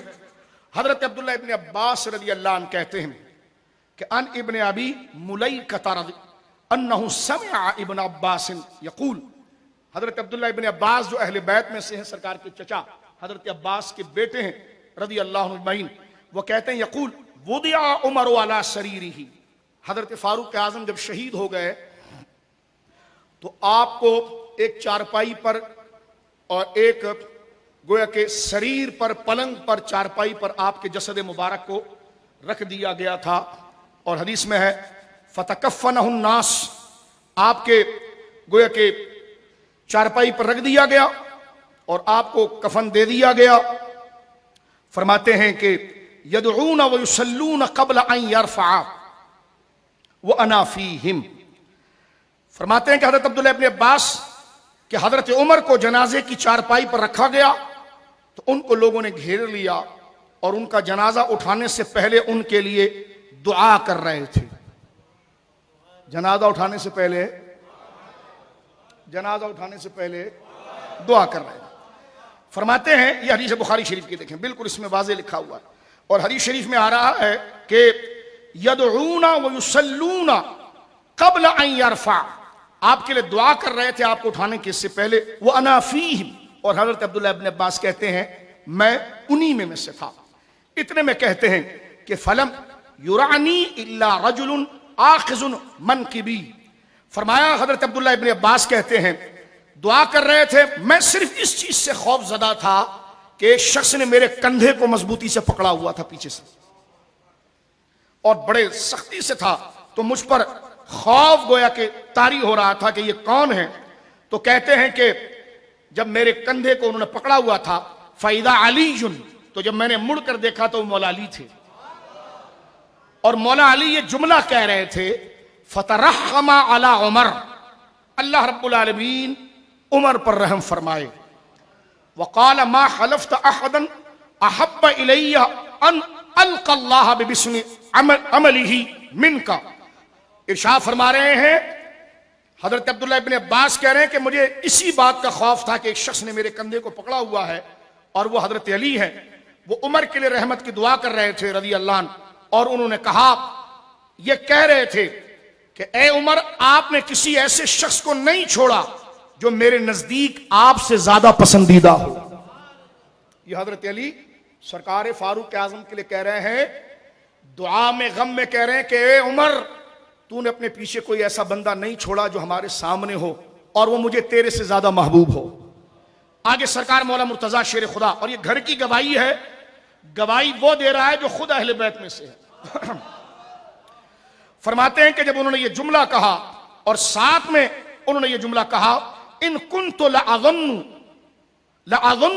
ان یجعلک اللہ ما صاحبک وحسبت انی کنت کثیرا, ابھی آگے ذکر کر رہے ہیں. فرماتے ہیں کہ حضرت مولا مرتضیٰ نے کہا کہ میں اس طرح عمل کرتے ہوئے جس طرح تیرا عمل تھا عمر, میں اللہ سے اگر ملنا چاہوں تو ایسے عمل کا لباس پہن کر ملوں جیسا عمل عمر تو کرتا تھا. آگے حضرت مولا مرتضیٰ کہتے ہیں انی کنت کثیرا اسمع النبی صلی اللہ علیہ وسلم, میں نے کئی دفعہ حضور سے سنا. یہ مولا علی گواہی دے رہے ہیں, میں نے کئی دفعہ حضور سے یہ بات سنی ہے. یقول, سرکار اکثر یہ کہتے تھے ذهبت انا ابو بکر و عمر ودخلت انا ابو بکر و عمر وخرجت انا ابو بکر و عمر. فرمایا میں نے کئی دفعہ اس بات کو حضور کی زبان مبارک سے سنا کہ سرکار کہتے تھے میں ابو بکر عمر گئے, میں ابو بکر عمر آئے, میں ابو بکر عمر نکلے. تفضیلی اپنی کتاب میں لکھتا ہے ابو بکر کو تو افضل مان لیں گے, حضرت عمر کو ان کے ساتھ جوڑنے والی دلیل کیا ہے میں نے کہا جس مولا علی کا نام لے کر تو استعمال کر کے کچھ اور کمائی کر رہا ہے، یہ مولا علی کا عقیدہ ہے۔ علی کہتے میں نے حضور کو تنہا کبھی نہیں دیکھا، ابو بکر ساتھ تھے، اور ان دونوں کو کبھی تنہا نہیں دیکھا، عمر بھی ان کے ساتھ تھے۔ ذهبت انا ابو بکر و عمر، خرجت انا ابو بکر و عمر، دخلت انا ابو بکر و عمر۔ یہ وہ ترتیب ہے شیخین کی فضیلت کی۔ یہ مولا علی کہتے ہیں میں نے باقاعدہ خلافت بلا فصل کس کو کہتے ہیں؟ مولا خود کہتا ہے رسول نے اپنے بعد اگر کسی کا نام لیا تو ابو بکر کا لیا، اور ابو بکر کے بعد کسی کا نام لیا تو عمر کا لیا۔ میرے دوستو بزرگوں، اسی طرح آپ دیکھیے سورۃ التوبہ، وہ آیت جس میں غار میں حضور سید عالم تشریف لے گئے، جلدی سے سن لیجئے۔ جب بعض لوگوں کو ابھارا گیا کہ آؤ مشرکین مکہ سے جہاد کا وقت ہے، تو بظاہر کوئی معاملہ ہوا تو رب نے پھر تنبیہ فرمائی اور فرمایا کیا ہوا؟ اگر تم سمجھو کہ تلوار لے کر نہ نکلو یہ اصلاح ہو رہی ہے، جبکہ لا تجد قومی میں اس بات آ چکی ہے۔ اب توجہ کیجیے آپ، اللہ فرما رہا الا تنصروہ، اگر تم رسول کی مدد کے لیے نہ نکلے تو کیا ہوا؟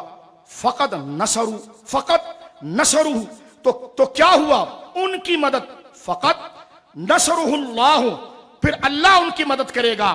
اذ اخرجہ الذین کفروا ثانی اثنین اذ ہما فی الغار اذ یقول لصاحبہ لا تحزن ان اللہ معنا۔ فرما اللہ خود اپنے نبی کی مدد کرے گا، اور اللہ جب ان کی مدد کرے گا تو وہ نکلے ہیں کافروں کی طرف سے، آپ دوسرے سے دوسرا تھے اور وہ دونوں غار میں تھے، جب وہ فرما رہے تھے اپنے رفیق سے کہ غم مت کر اللہ ہمارے ساتھ ہے۔ یہاں پر جلدی سے سنیے، غار کا واقعہ ہے، یہ ہجرت کا واقعہ ہے۔ سرکار کو اس رات شہید کرنے کے لیے کفار نے کوششیں شروع کر دی تھی۔ سرکار دو عالم صلی اللہ علیہ وسلم روانہ ہوئے۔ ہر بندہ اہل علم جانتا ہے کہ ہجرت ایک سب سے بڑا راز تھا۔ حضور سید عالم حضرت ابو بکر صدیق کو ساتھ لے گئے تھے۔ ایک کہنے لگا وہ ساتھ خود ہی چل پڑے تھے۔ میں نے کہا یہ بات تو اللہ نے صرف نبی کو بتائی تھی، اب نبی نے علی کو بتائی، اب ابو بکر کو کیسے پتا چل گیا کہ وہ خاتھ چلے؟ یا تو رسول نے بتایا یا علی نے بتایا، اور یقیناً ان دونوں نے بتایا، تو وہ نتیجہ نکلا کہ ابو بکر صرف اللہ کا معتمد نہیں، رسول کا بھی ہے، رسول کا نہیں علی کا بھی معتمد ہے۔ اب اس آیت پر جو اعتراض کھڑا کرو گے اس سے شان صدیق ثابت ہوتی چلی جائے گی۔ یہاں پر دیکھیے اللہ رب العالمین جل وعلا نے نبی کی جان کی حفاظت کے لیے ابو بکر صدیق کو تجویز کیا۔ صدیق اکبر 3 رات اس غار کے اندر رہے۔ اعلان ہو گیا بڑے بڑے انعامات کا کہ اتنا انعام دے دیا جائے گا، راستہ بتا دے۔ صدیق اکبر کو اگر پیسے کی غرض ہوتی، وہ کسی باغ یا کھیتی یا ڈلی کے محتاج ہوتے، تو ابو بکر ہے، ان کا غلام حضرت عامر بن فہیرہ، غلام تو 50 پیسے میں بک جائیں۔ جب وہ بکریاں لے کر غار سور میں جاتے تھے، مکے کی گلیوں میں آواز لگتی تھی اتنا انعام ملے گا، بتا دے کوئی۔ تو ہر غلام یہ چاہتا ہے کہ میں اپنے آقا سے جان چھڑا کر آزاد ہو جاؤں، ہر غلام یہ چاہتا ہے کہ میں اپنے آقا سے جان چھڑا کر کسی مالدار کی طرف چلے جاؤں۔ صدیق اکبر کی تربیت دیکھیے گھر کی، وہ غلام اتنا وفادار ہے کہ وہ کروڑوں کی آفر سن رہا ہے لیکن بتاتا نہیں ہے بکریاں میں کہاں لے جا رہا ہوں، اس لیے کہ ابو بکر نے اس کو مال کا غلام نہیں بنایا تھا، اپنی صحبت میں رکھ کر مصطفیٰ کا غلام بنایا۔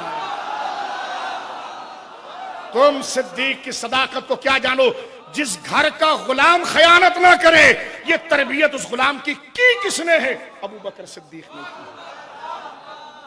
اور انعام دیکھیں کیا مل رہا ہے، جلدی سے سنیں۔ ثانی اثنین، وہ دو میں سے دوسرے۔ خلافت بلا فصل کیا ہوتا ہے؟ دو میں سے دوسرا۔ یہ ثانی اثنین نص قرآنی سے خلافت ثابت ہوتی ہے۔ ثانی اثنین، دو میں سے دوسرا، دو میں سے دوسرا، پہلے حضور دوسرے ابو بکر، تو بلا فصل۔ حضور سے رشتہ بلا فصل تو قرآن بتاتا ہے، فرمایا ثانی اثنین اذ ہما فی الغار، کہنے کہ غار میں گئے کوئی کمال کی بات تھوڑی تھی، وہ تو گھر میں جو مولا علی نے امانت سنبھالی ہے وہ کمال کی بات تھی۔ میں نے کہا کروڑ دفعہ کمال کی بات تھی، کروڑ دفعہ کمال کی بات تھی، کروڑ دفعہ کمال کی۔ میں نے کہا اگر اس سے برعکس ہوتا نا کہ مولا علی کو لے جاتے ابو بکر کو گھر چھوڑتے تو کہتے لو گھر میں سونے کا کیا کمال تھا، غار میں جانے کا کمال تھا۔ میں نے کہا تجھے بغض لگا ہے، اب میں پوری ڈوز دیتا ہوں، ذرا توجہ کرنا، غور کیجئے۔ بالکل مولا مرتضیٰ گھر میں موجود ہیں، ہر سنی ان کی نسلوں کے قدموں کی جو دھول ہے اس کے اکرام کو پا جائے تو شرف کی بات ہے، لیکن میں کہہ رہا ہوں کس لیے گھر میں چھوڑا؟ کیونکہ آپ اہل بیت میں سے ہیں، جو معاہدہ رسول اللہ کا ہے وہ آپ کے اہل بیت ڈیل کریں گے، لیکن باہر کا جو معاملہ ہے اس میں ابو بکر صدیق کو ساتھ میں لیا ہے، ایک بات۔ دوسری بات، حضور کے پاس کافروں کی امانتیں تھیں، ٹھیک ہے، امانت کے ساتھ وفا کرنا یہ حضور کا اخلاق ہے۔ حضور کے اخلاق کی حفاظت کے لیے اللہ نے علی کی ڈیوٹی لگائی اور خود مصطفیٰ کی حفاظت کے لیے ابو بکر کی ڈیوٹی لگائی۔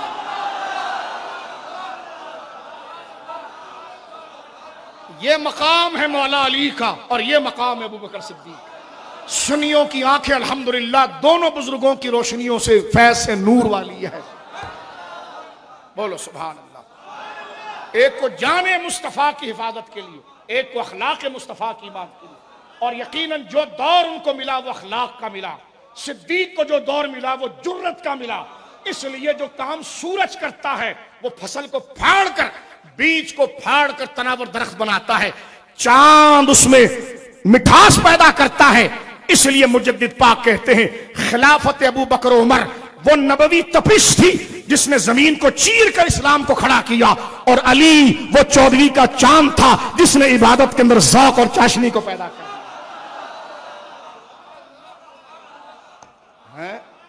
یہ اللہ نے کام لیا ہے چار یاروں سے، بولیے سبحان اللہ۔ ایک جملہ یہاں پر کہوں، کیا فرمایا حضرت ابوبکر صدیق کو خوف لگا کہ کہیں ایسا نہ ہو معاذ اللہ جو ہے کہ وہ کافر دیکھ لیں، توجہ ہے، کافر دیکھ لیں، تو خوف ہوا۔ تو حضور سید عالم نے کیا فرمایا؟ قرآن کہتا ہے، فرمایا کہ ابو بکر ڈرتے کیوں ہیں؟ لا تحزن، غم نہ کرو، ہم اکیلے تھوڑی ہیں، ان اللہ معنا، ہمارا تیسرا رب ہمارے ساتھ ہے، رب ہمارے ساتھ ہے۔ توجہ کیجئے گا، یہ معیت یعنی ان اللہ معنا، اللہ ہمارے ساتھ ہے، یعنی رسول نے ابو بکر کو اپنی معیت میں لیا اور اپنے ساتھ ابو بکر کو رب کی معیت میں لیا۔ اب ترتیب دیکھیں، اللہ، رسول، ابو بکر۔ اللہ، ہم من کن تو مولا کو بھی چوم چوم کر قبول کرتے ہیں، لیکن یہ قرآن کی نص ہے، اس کی اونچائی پر بھی کبھی توجہ کرنا، توجہ ہے، ان اللہ معنا۔ اب یہاں پر اگر مضمون نہیں کھلتا تو ذرا غور کریں، قرآن کریم میں ایک جگہ ذکر کیا ہے جس وقت حضرت موسیٰ علیہ السلام اپنی قوم کے ساتھ نکلے، آپ کے قوم میں منافقین تھے، اور آپ کو یہ پتا تھا کہ میں تھوڑا سا اگر ان کے سامنے سے اوجل ہو جاؤں اور ہٹ جاؤں تو یہ بدعقیدگی کی طرف آئیں گے۔ لیکن آپ جب نے دیکھا جب فرعون لشکر لا رہا ہے اور آپ کے ساتھ آپ کی قوم کھڑی ہے تو آپ نے کیا جواب دیا؟ قرآن کہتا ہے ان معی ربی سیہدین، میرے ساتھ میرا رب ہے جو مجھے انجام تک اور منزل تک پہنچائے گا۔ کیا فرمایا؟ ان معی، اور ادھر کیا گئے؟ ان اللہ معنا، معی۔ حضرت موسیٰ کہتے ہیں میرے ساتھ میرا رب ہے، کیونکہ اوروں پر اعتبار نہیں تھا۔ قاضی ثناء اللہ لکھتے ہیں کہ اس لیے کہ آپ کو ہیتو پر گئے، پیچھے وہ سارے مرتد ہو گئے، تو آپ کو رب نے کہا کہ نہیں، یہ منافق ہے، ان کو اپنی مائیت میں نہ لینا۔ جو منافق تھے ان کے مقابلے میں حضرت موسیٰ نے کہا ان معی، صرف میرے ساتھ۔ لیکن ابو بکر اتنا مخلص تھا کہ وہی قرآن کہتا ہے ان اللہ معنا، اے ابو بکر تیرے اور میرے دونوں کے ساتھ اللہ ہے۔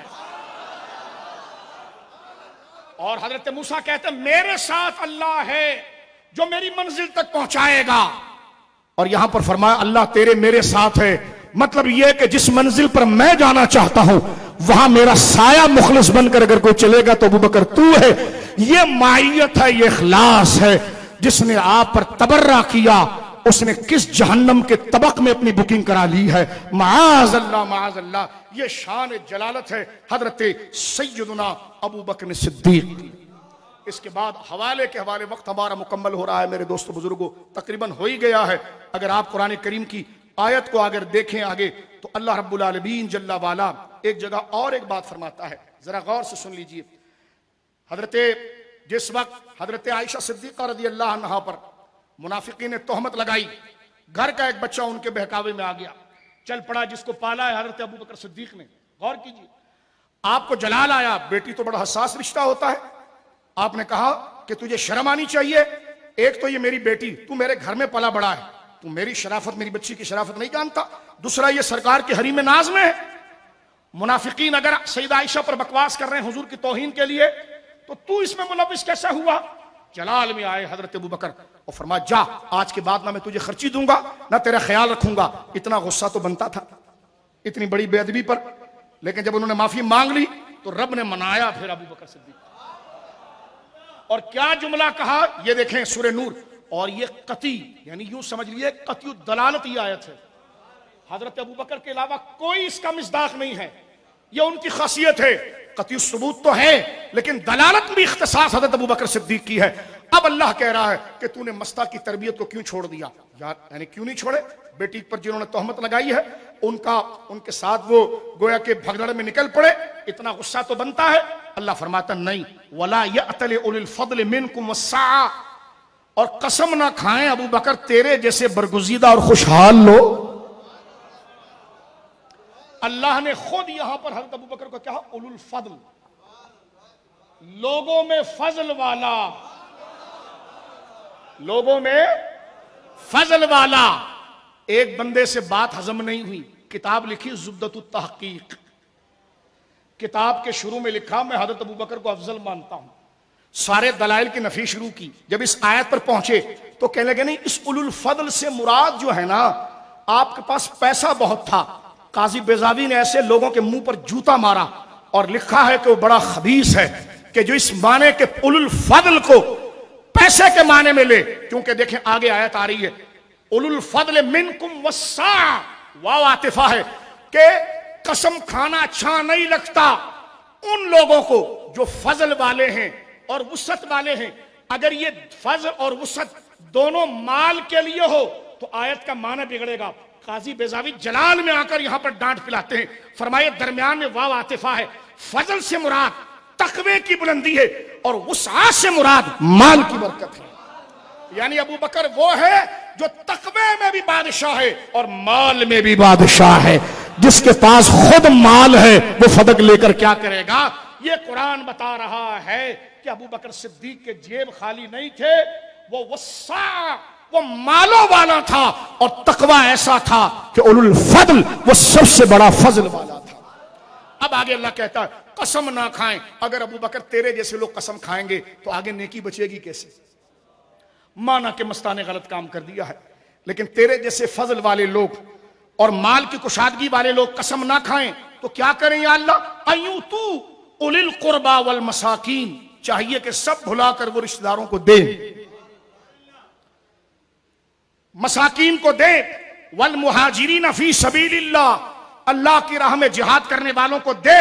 سنیے ذرا، ولیعفو، اور معاف کر دے، ولیصفحوا، اور درگزر کریں۔ کیوں؟ الا تحبون ان یغفر اللہ لکم، کہ ابو بکر تو پسند نہیں کرتا خدا تجھے بخش دے؟ واللہ اللہ رب العالمین ذکر فرماتا ہے واللہ غفور الرحیم، اور اللہ غفور الرحیم ہے۔ یہ اس میں دیکھیے سورہ نور میں اللہ نے واضح طور پر یہاں پر سیدنا صدیق اکبر کی منقبت ذکر فرمائی، جس میں آپ کو فضل والا کہا۔ کیا کہا جی؟ فضل والا کہا۔ ابھی میرے پاس وقت ہی ختم ہوا، کل انشاءاللہ مولا علی کے یوم میں کچھ خطبے پڑھیں گے، لیکن میں کسی کو چڑھانے کے لیے نہیں، اہل سنت کا جو نظریہ ہے، بولیے سبحان اللہ، اہل سنت کا جو نظریہ ہے، یہ چند منٹ جو ہمارے پاس رہ گئے ہیں توجہ کیجئے، یہ قیمتی چیز میں آپ تک منتقل کرنا چاہتا ہوں۔ اہل سنت کا کیا نظریہ ہے؟ کل بھی ہماری تقریر ختم ہوئی تھی، پیر صاحب ہیں، سنی ہیں، سید صاحب ہیں، سنی ہیں، شہنشاہ خطابت ولی ہیں، سنی ہیں۔ آج دیکھیں سنیت کی علامت کیا بنتی ہے، غور کیجئے گا، یہ فتاوی مہریہ شریف میرے سامنے ہے، تاجدار گولڑا حضرت سیدنا پیر محلی شاہ صاحب رضی اللہ تعالیٰ عنہ وردہ عنہ کا یہ فتاوی، اور اس کا صفحہ نمبر ہے 245۔ کتنا بولیے؟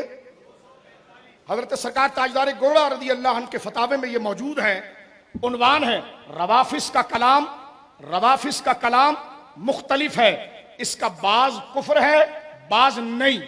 توجہ ہے، آگے لکھتے ہیں سیدنا علی کو اور حضرت محمد پورا پڑھ دیتا ہوں، فرمایا کہ جناب روافظ کا کلام مختلف ہے، اس میں بعض کفر ہے اور بعض نہیں، پس اگر کہا کہ حضرت علی معبود تھے اور آسمان سے نازل ہوئے تو وہ کافر ہوگا، اور شیعوں میں سے کچھ نے کہا سیدنا علی کے ساتھ نبوت میں شریک ہیں، اور ان میں سے بعض نے کہا نبوت علی کے لیے تھی اور جبریل سے خطا ہو گئی اور حضرت محمد صلی اللہ علیہ وسلم کے پاس چلے گئی، اور بعض نے کہا سیدنا علی حضور سے افضل ہیں، تو یہ بات کفر ہے، لیکن ان کے اقوال جو بدعات ہیں کفر نہیں بنتے، وہ یہ کہ سیدنا علی حضرات شیخین سے افضل بتائے،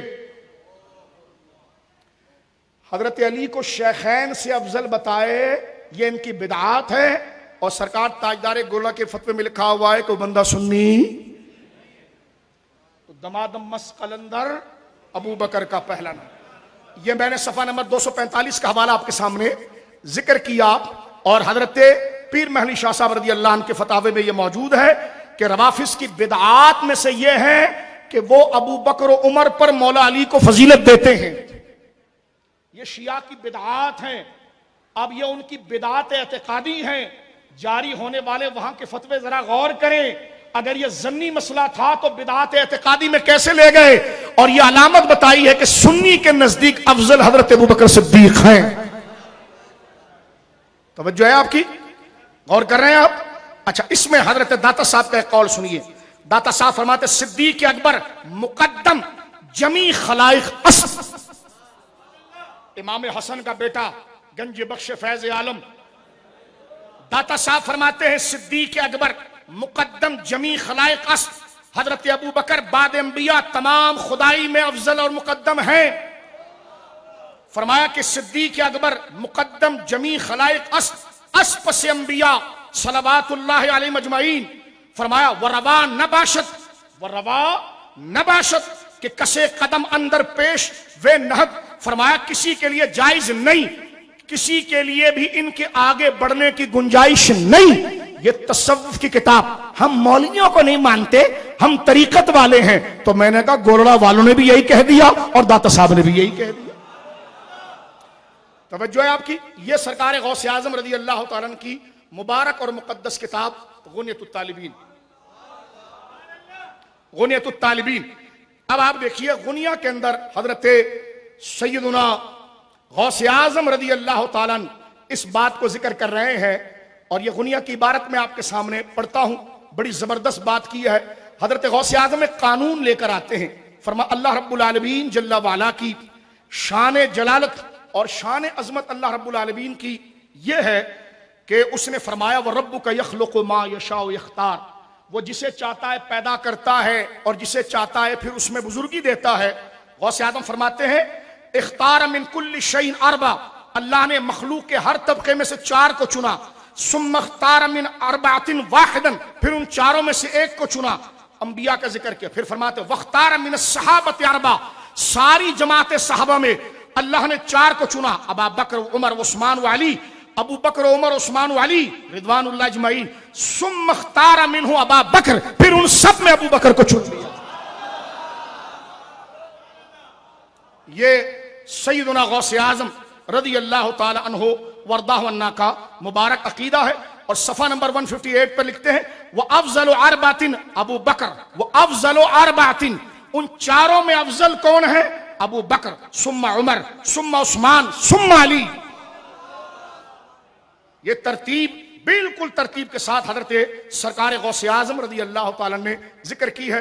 آخری حوالہ میں آپ کے سامنے بڑا قیمتی یہاں پر دینا چاہ رہا ہوں، یہ میں نے جو فتاوی مہریہ پہلے لیا ہے یہ جدید ایڈیشن ہے، اور یہ جو اب میرے سامنے تاجدار گولڑا کا فتاوی مہریہ ہے یہ 1977 کا ایڈیشن ہے، 1977 کا ایڈیشن ہے۔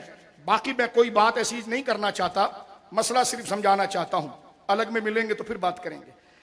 اب آپ دیکھیں یہ صفحہ نمبر ہے 145، تاجدار گوڑا غوث پاک کے بیٹے ہیں، ہمارے آقا ہیں، سیدوں کے ترجمان ہیں. آپ اپنے اس فتاوے کے اندر کیا جملہ لکھتے ہیں، غور کیجئے. فرماتے ہیں ان سے مراد خلفائے اربعہ اور ان کے بعد آنے والے وہ خلفاء ہیں جن کے زمانے میں اسلام کو اعزاز و قیام حاصل ہوا، کیونکہ خلافت کا معنی وہ ریاست عامہ ہے جو حضور علیہ الصلوۃ والسلام سے بطور نیابت حاصل ہو، اور جس کا مقصد خلافت کا، جس کا مقصد اقامت دین، احیاء علوم دینی، ادائے فریضہ جہاد اور رفع مظالم وغیرہ ہو. ٹھیک ہے، آگے سنیے. اس نیابت نبوی کا مستحق وہی شخص ہو سکتا ہے، تاجدار گولڑا لکھتے ہیں، اس نیابت حضور کا خلیفہ ہونے کا مستحق وہی ہو سکتا ہے جس کا جوہر نفس، اب اصطلاح لے آئے صوفیانہ، جس کا جوہر نفس انبیاء کے جوہر نفس سے قریب ہو، یعنی جس کی باطنی کشش اور روح کی طاقت انبیاء کے روح کے قریب پہنچے. اتنا ہی سمجھیے. پس اسے صورت خلافت یعنی ریاست عامہ اور معنی خلافت، جس کو باطنی خلافت کہتے ہیں، اور معنی خلافت یعنی قرب انبیاء، دونوں کا جامع ہونا چاہیے. تم کہتے ہو سیاست میں یہ افضل ہے اور ولایت میں یہ افضل ہے. پیر صاحب نے اس بات پر گویا ایسے جیسے تھوک دیا. ہمارا قصور یہ ہے کہ ہم اکابر کا راستہ پکڑے ہوئے ہیں. شرم آنی چاہیے جو کہتے ہیں خلافت ظاہری اور باطنی. کہتے ہیں ولایت میں ولی ہونے میں پہلے خلیفہ مولا علی ہیں اور سیاست میں پہلے خلیفہ حضرت ابو بکر ہیں. میں نے کہا تو داڑھی چھوٹی کر کے ولی بن جائے جو رسول اللہ کے مصلی پر رہے، جس کو قرآن اولو الفضل کہے، ان اللہ معانا کہے، اور علی اس کے بغیر کسی کے پیچھے نماز نہ پڑھے، تو علی کا امام وہ بنے جس میں ولایت نہ ہو.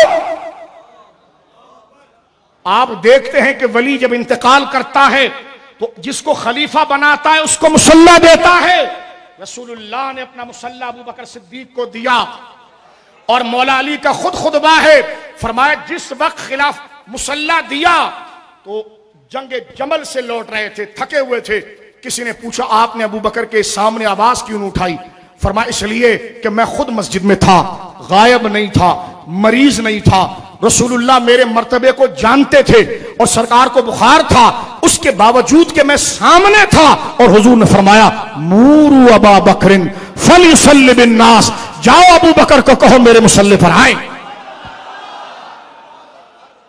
یہ بات مولا علی کے شریعہ علامہ اجوری نے بھی لکھی ہے، امام احمد بن حنبل نے فضائل الصحابہ میں لکھی ہے، ہر جگہ پر یہ روایت موجود ہے. اور مولا علی نے خواہ مخواہ کا نعرہ اور تعزیہ نکالنے والوں کا کہا چپ رہے، میں ادھر ہی تھا، چپ رہے، میں ادھر ہی تھا. خود کہتے حدیث وقت ختم ہو گیا ورنہ میں خطبہ پڑھتا، کل پڑھ دوں گا. فرمایا میں ادھر ہی تھا، مریض نہیں تھا.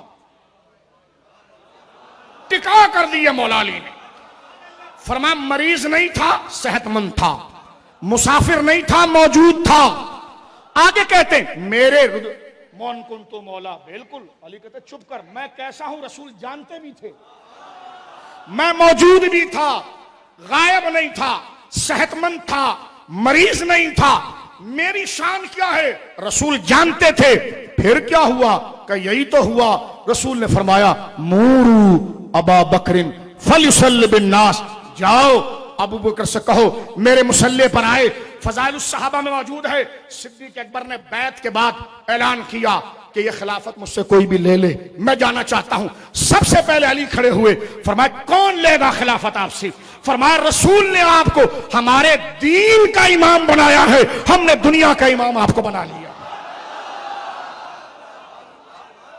ابو بکر صدیق کی خلافت کے لیے پہلی آواز جس نے اٹھائی وہ حضرت سیدنا مولا مرتضیٰ شیر خدا تھے. اور یہی حضرت سیدنا پیر محلی شاہ صاحب کہہ رہے ہیں. فرمایا جو خلیفہ بنے گا وہ روحانیت میں بھی اس کا نائب ہوگا اور ظاہر میں بھی نائب ہوگا. اور فرماتے ہیں جیسا کہ خلفائے اربعہ تھے، البتہ اتنا فرق ضرور ہے کہ خلفائے ثلاثہ 3 خلیفہ کے زمانے میں صورت خلافت یعنی ظاہری نظام یعنی ریاست عامہ اور اجتماع مسلمین بدرجہ اتم موجود تھا، اور عہد مرتضوی میں اگرچہ معنی خلافت یعنی قرب نبوی بدرجہ اکمل تھا، لیکن ریاست عامہ اور اجتماع مسلمین خلفائے ثلاثہ کے دور کی طرح نہ تھا۔ آج ظہور فیضی لکھ اس فتوے کو، پھر لکھو اس فتوے کو۔ اگر ہم بات کریں تو ناسبی کہہ دیا جاتا ہے تاجدار گولڑا نے، کیونکہ سنیوں کے امام تھے، کر اہل سنت کا مسلک بیان کیا کہ خلافت اسی کو دی ہے جو روحانیت کا حصہ رسول اللہ سے پا رہا تھا، عقل و سیاست کا حصہ پا رہا تھا۔ لہذا آج تک ہم نے یہ سمجھ لیا کہ یہ ترتیب کے ساتھ مولا نے جن کو مقدم رکھا، مولا نے جن کی شان کو قبول کیا، مولا نے جن کے طریقے کو قبول کیا، ہم نے تقریر صرف اہل سنت سے کی ہے، ہم نے تقریر صرف اہل سنت سے کی ہے۔ یہ اہل سنت کا مزاج نہیں نہیں نہیں، ہم حضرت ابو بکر صدیق کو سب سے افضل نہیں مانتے۔ میں نے کہا آپ سنی ہیں؟ کہ لگے نہیں، تو میں نے کہا بس بات ختم ہو گئی۔ سنی کہہ کر یہ جملہ آپ نہیں کہہ سکتے، کیونکہ اس کے پیچھے پورا تسلسل اہل سنت کا ہے۔ لہذا کسی بھی پیر کے مرید بنو یا ہاتھ چومو تو اس سے کہنا پہلے کہ میں مصرع آدھا پڑھ دیتا ہوں، آدھا آپ پڑھ دیں۔ اگر ثابت پڑھ دیا تو دل بھی تمہارا، مال بھی تمہارا، جان بھی تمہاری۔ اگر نہیں پڑھا تو نہ تعزیے دیکھوں گا نہ اونچا مینار دیکھوں گا۔ کب پڑھ دیجئے، کب مصرع آدھا یہ ہے کہ دمادم مسقل اندر۔ اگر وہ کہہ دے ابو بکر کا پہلا نمبر تو ہاتھ نہیں، پہلے پاؤں چومنے، کہ اس کے پاس غوث پاک کی امانت ہے، اس کے پاس داتا صاحب کی امانت ہے، اس کے پاس تاجدار گولڑا کی عبادت ہے۔ ابھی تو میں نے بابا فرید کو پڑھا ہی نہیں ہے، میں نے حضرت گیسو دراز کو پڑھا ہی نہیں ہے، میں نے تو حضرت عبدالقدوس گنگوہی چشتی کو پڑھا ہی نہیں ہے، میں تو شیخ عبدالحق محدث دہلوی کو پڑھا ہی نہیں ہے۔ ایک بکواس کر رہا تھا، نہیں یہ تو نقشبندیوں کا ذوق ہے۔ گمراہی دیکھیں، پوری زندگی افضلیت بیان کرتے رہے، آپ کہتے ہیں یہ نقشبندیوں کا زور ہے۔ میں نے کہا قبر کالی نہ کرو، یہ نقشبندی اور قادریت والا مسئلہ نہیں، یہ اہل سنت ہونے کا مسئلہ ہے۔ اللہ رب العالمین ہمیں اسی راستے پر چلے جو مولا علی نے دکھایا، اللہ ہمیں اسی پر ثابت رکھے جو مولا علی نے دکھایا۔ الحمدللہ ہم نے افضلیت ابو بکر صدیق کی ثابت کی ہے، لیکن ابو بکر صدیق آگے بڑھ کر جو مولا علی کا ادب کرتے تھے، الحمدللہ اس سے بھی سارے مسلمانوں کے دل ٹھنڈے اور آنکھیں نور والی ہیں۔ بلکہ کہا علی میں ابو بکر، مجھے اپنے بچوں پر اتنا پیار نہیں آتا جتنا تیرے بچوں پر آتا ہے۔ علی نے چھاتی سے لگا کر کہا ابو بکر میں تجھے جانتا ہوں، بعد والے نہ جانے وہ جانے اور ان کی قبر جانے، میں تجھے جانتا ہوں۔ لہذا سنی ذکر صحابہ کر کے اس کی حاشیہ خیال میں کبھی پنجتن پاک کی توہین نہیں ہو سکتی، لیکن اگر کوئی پنجتن پاک کا نام لے کر صحابہ کی توہین کرے گا تو یہ دہشت گردی ہوگی، یہ قرآن کا انکار ہوگا، یہ فساد ہوگا، یہ فرقہ واریت ہوگی۔ اللہ ہمیں 4 یار پنجتن پاک کی جوڑی میں رکھے، ان کے قدموں میں رکھے۔ اس لیے سنی بانٹنے والا نہیں ہے، سنی جوڑنے والا ہے۔ ہمارا دادا جس کے ساتھ بیٹھے ہم اس کو گالی کیسے دیں، ہمارا نانا جس کے ساتھ بیٹھے اس کو ہم گالی کیسے دیں؟ اور تم تو خاندانی کہلانے کے بھی لائق نہیں ہو۔ جس کے ساتھ تمہارا دادا خوش ہوتا تھا تم ان کو گالیاں دو گے؟ ان کے گھر کی خواتین یہاں بہائی گئی، یہاں کی خواتین وہاں بہائی گئی، جن کے آپسی رشتے تھے گندو، تم اس عثمان کو گالی دو؟ تم تو انسان کہلانے کے لائق نہیں ہو۔ کچھ رشتوں کا بھی ادب ہوتا ہے، اللہ وہ نور والوں کا ادب کی توفیق عطا فرمائے۔ سنی جوڑنے والا ہے۔ اس شعر پر اپنی بات ختم کرتے ہیں کہ صرف اصحاب نہیں، اطرت بھی، ان کے مولا کے ان پہ کروڑوں درود، ان کے اصحاب و عطرت پہ لاکھوں سلام۔ کوشش صرف یہ کی ہے کہ موجودہ اس اندھیرے ماحول کے اندر جو صحابہ کے خلاف، دراصل اس میں مولا علی کی بھی توہین ہوتی ہے معاذ اللہ، بک کی جاتی ہے، اس لیے نوجوانوں کو شعور دیا ہے کہ آؤ قرآن پڑھو۔ چند آیتیں دکھا دی گئی ہیں تاکہ دل سے ہر قسم کا غبار، کسی 2 منٹ والے سوشل میڈیا کے کسی بدتمیز کی تقریر یا اس سے متاثر، وہ سارا دماغ سے نکل جائے۔ اور قرآن جب سامنے ہے تو کسی اور گھڑی جانے کی ہمیں ضرورت کیوں ہے؟ اہل سنت کا ہے بیڑا پار، اصحاب حضور نجم ہے اور ناؤ ہے، اطرت رسول اللہ کی آواز آ جائے تیری نسل پاک میں ہے، بچہ بچہ نور کا تو ہے عین نور تیرا، کیا بات رضا اس چمنستان کرم کی، زہرا ہے کلی جس میں حسین اور حسن پھول، بیدم یہی تو 5 ہیں، مقصود کائنات یعنی محبوب کائنات، بیدم یہی تو 5 ہیں، مقصود کائنات، خیر النساء حسین و حسن مصطفیٰ علی، میں تو پنجتن کا غلام ہوں، وآخر دعوانا الحمدللہ۔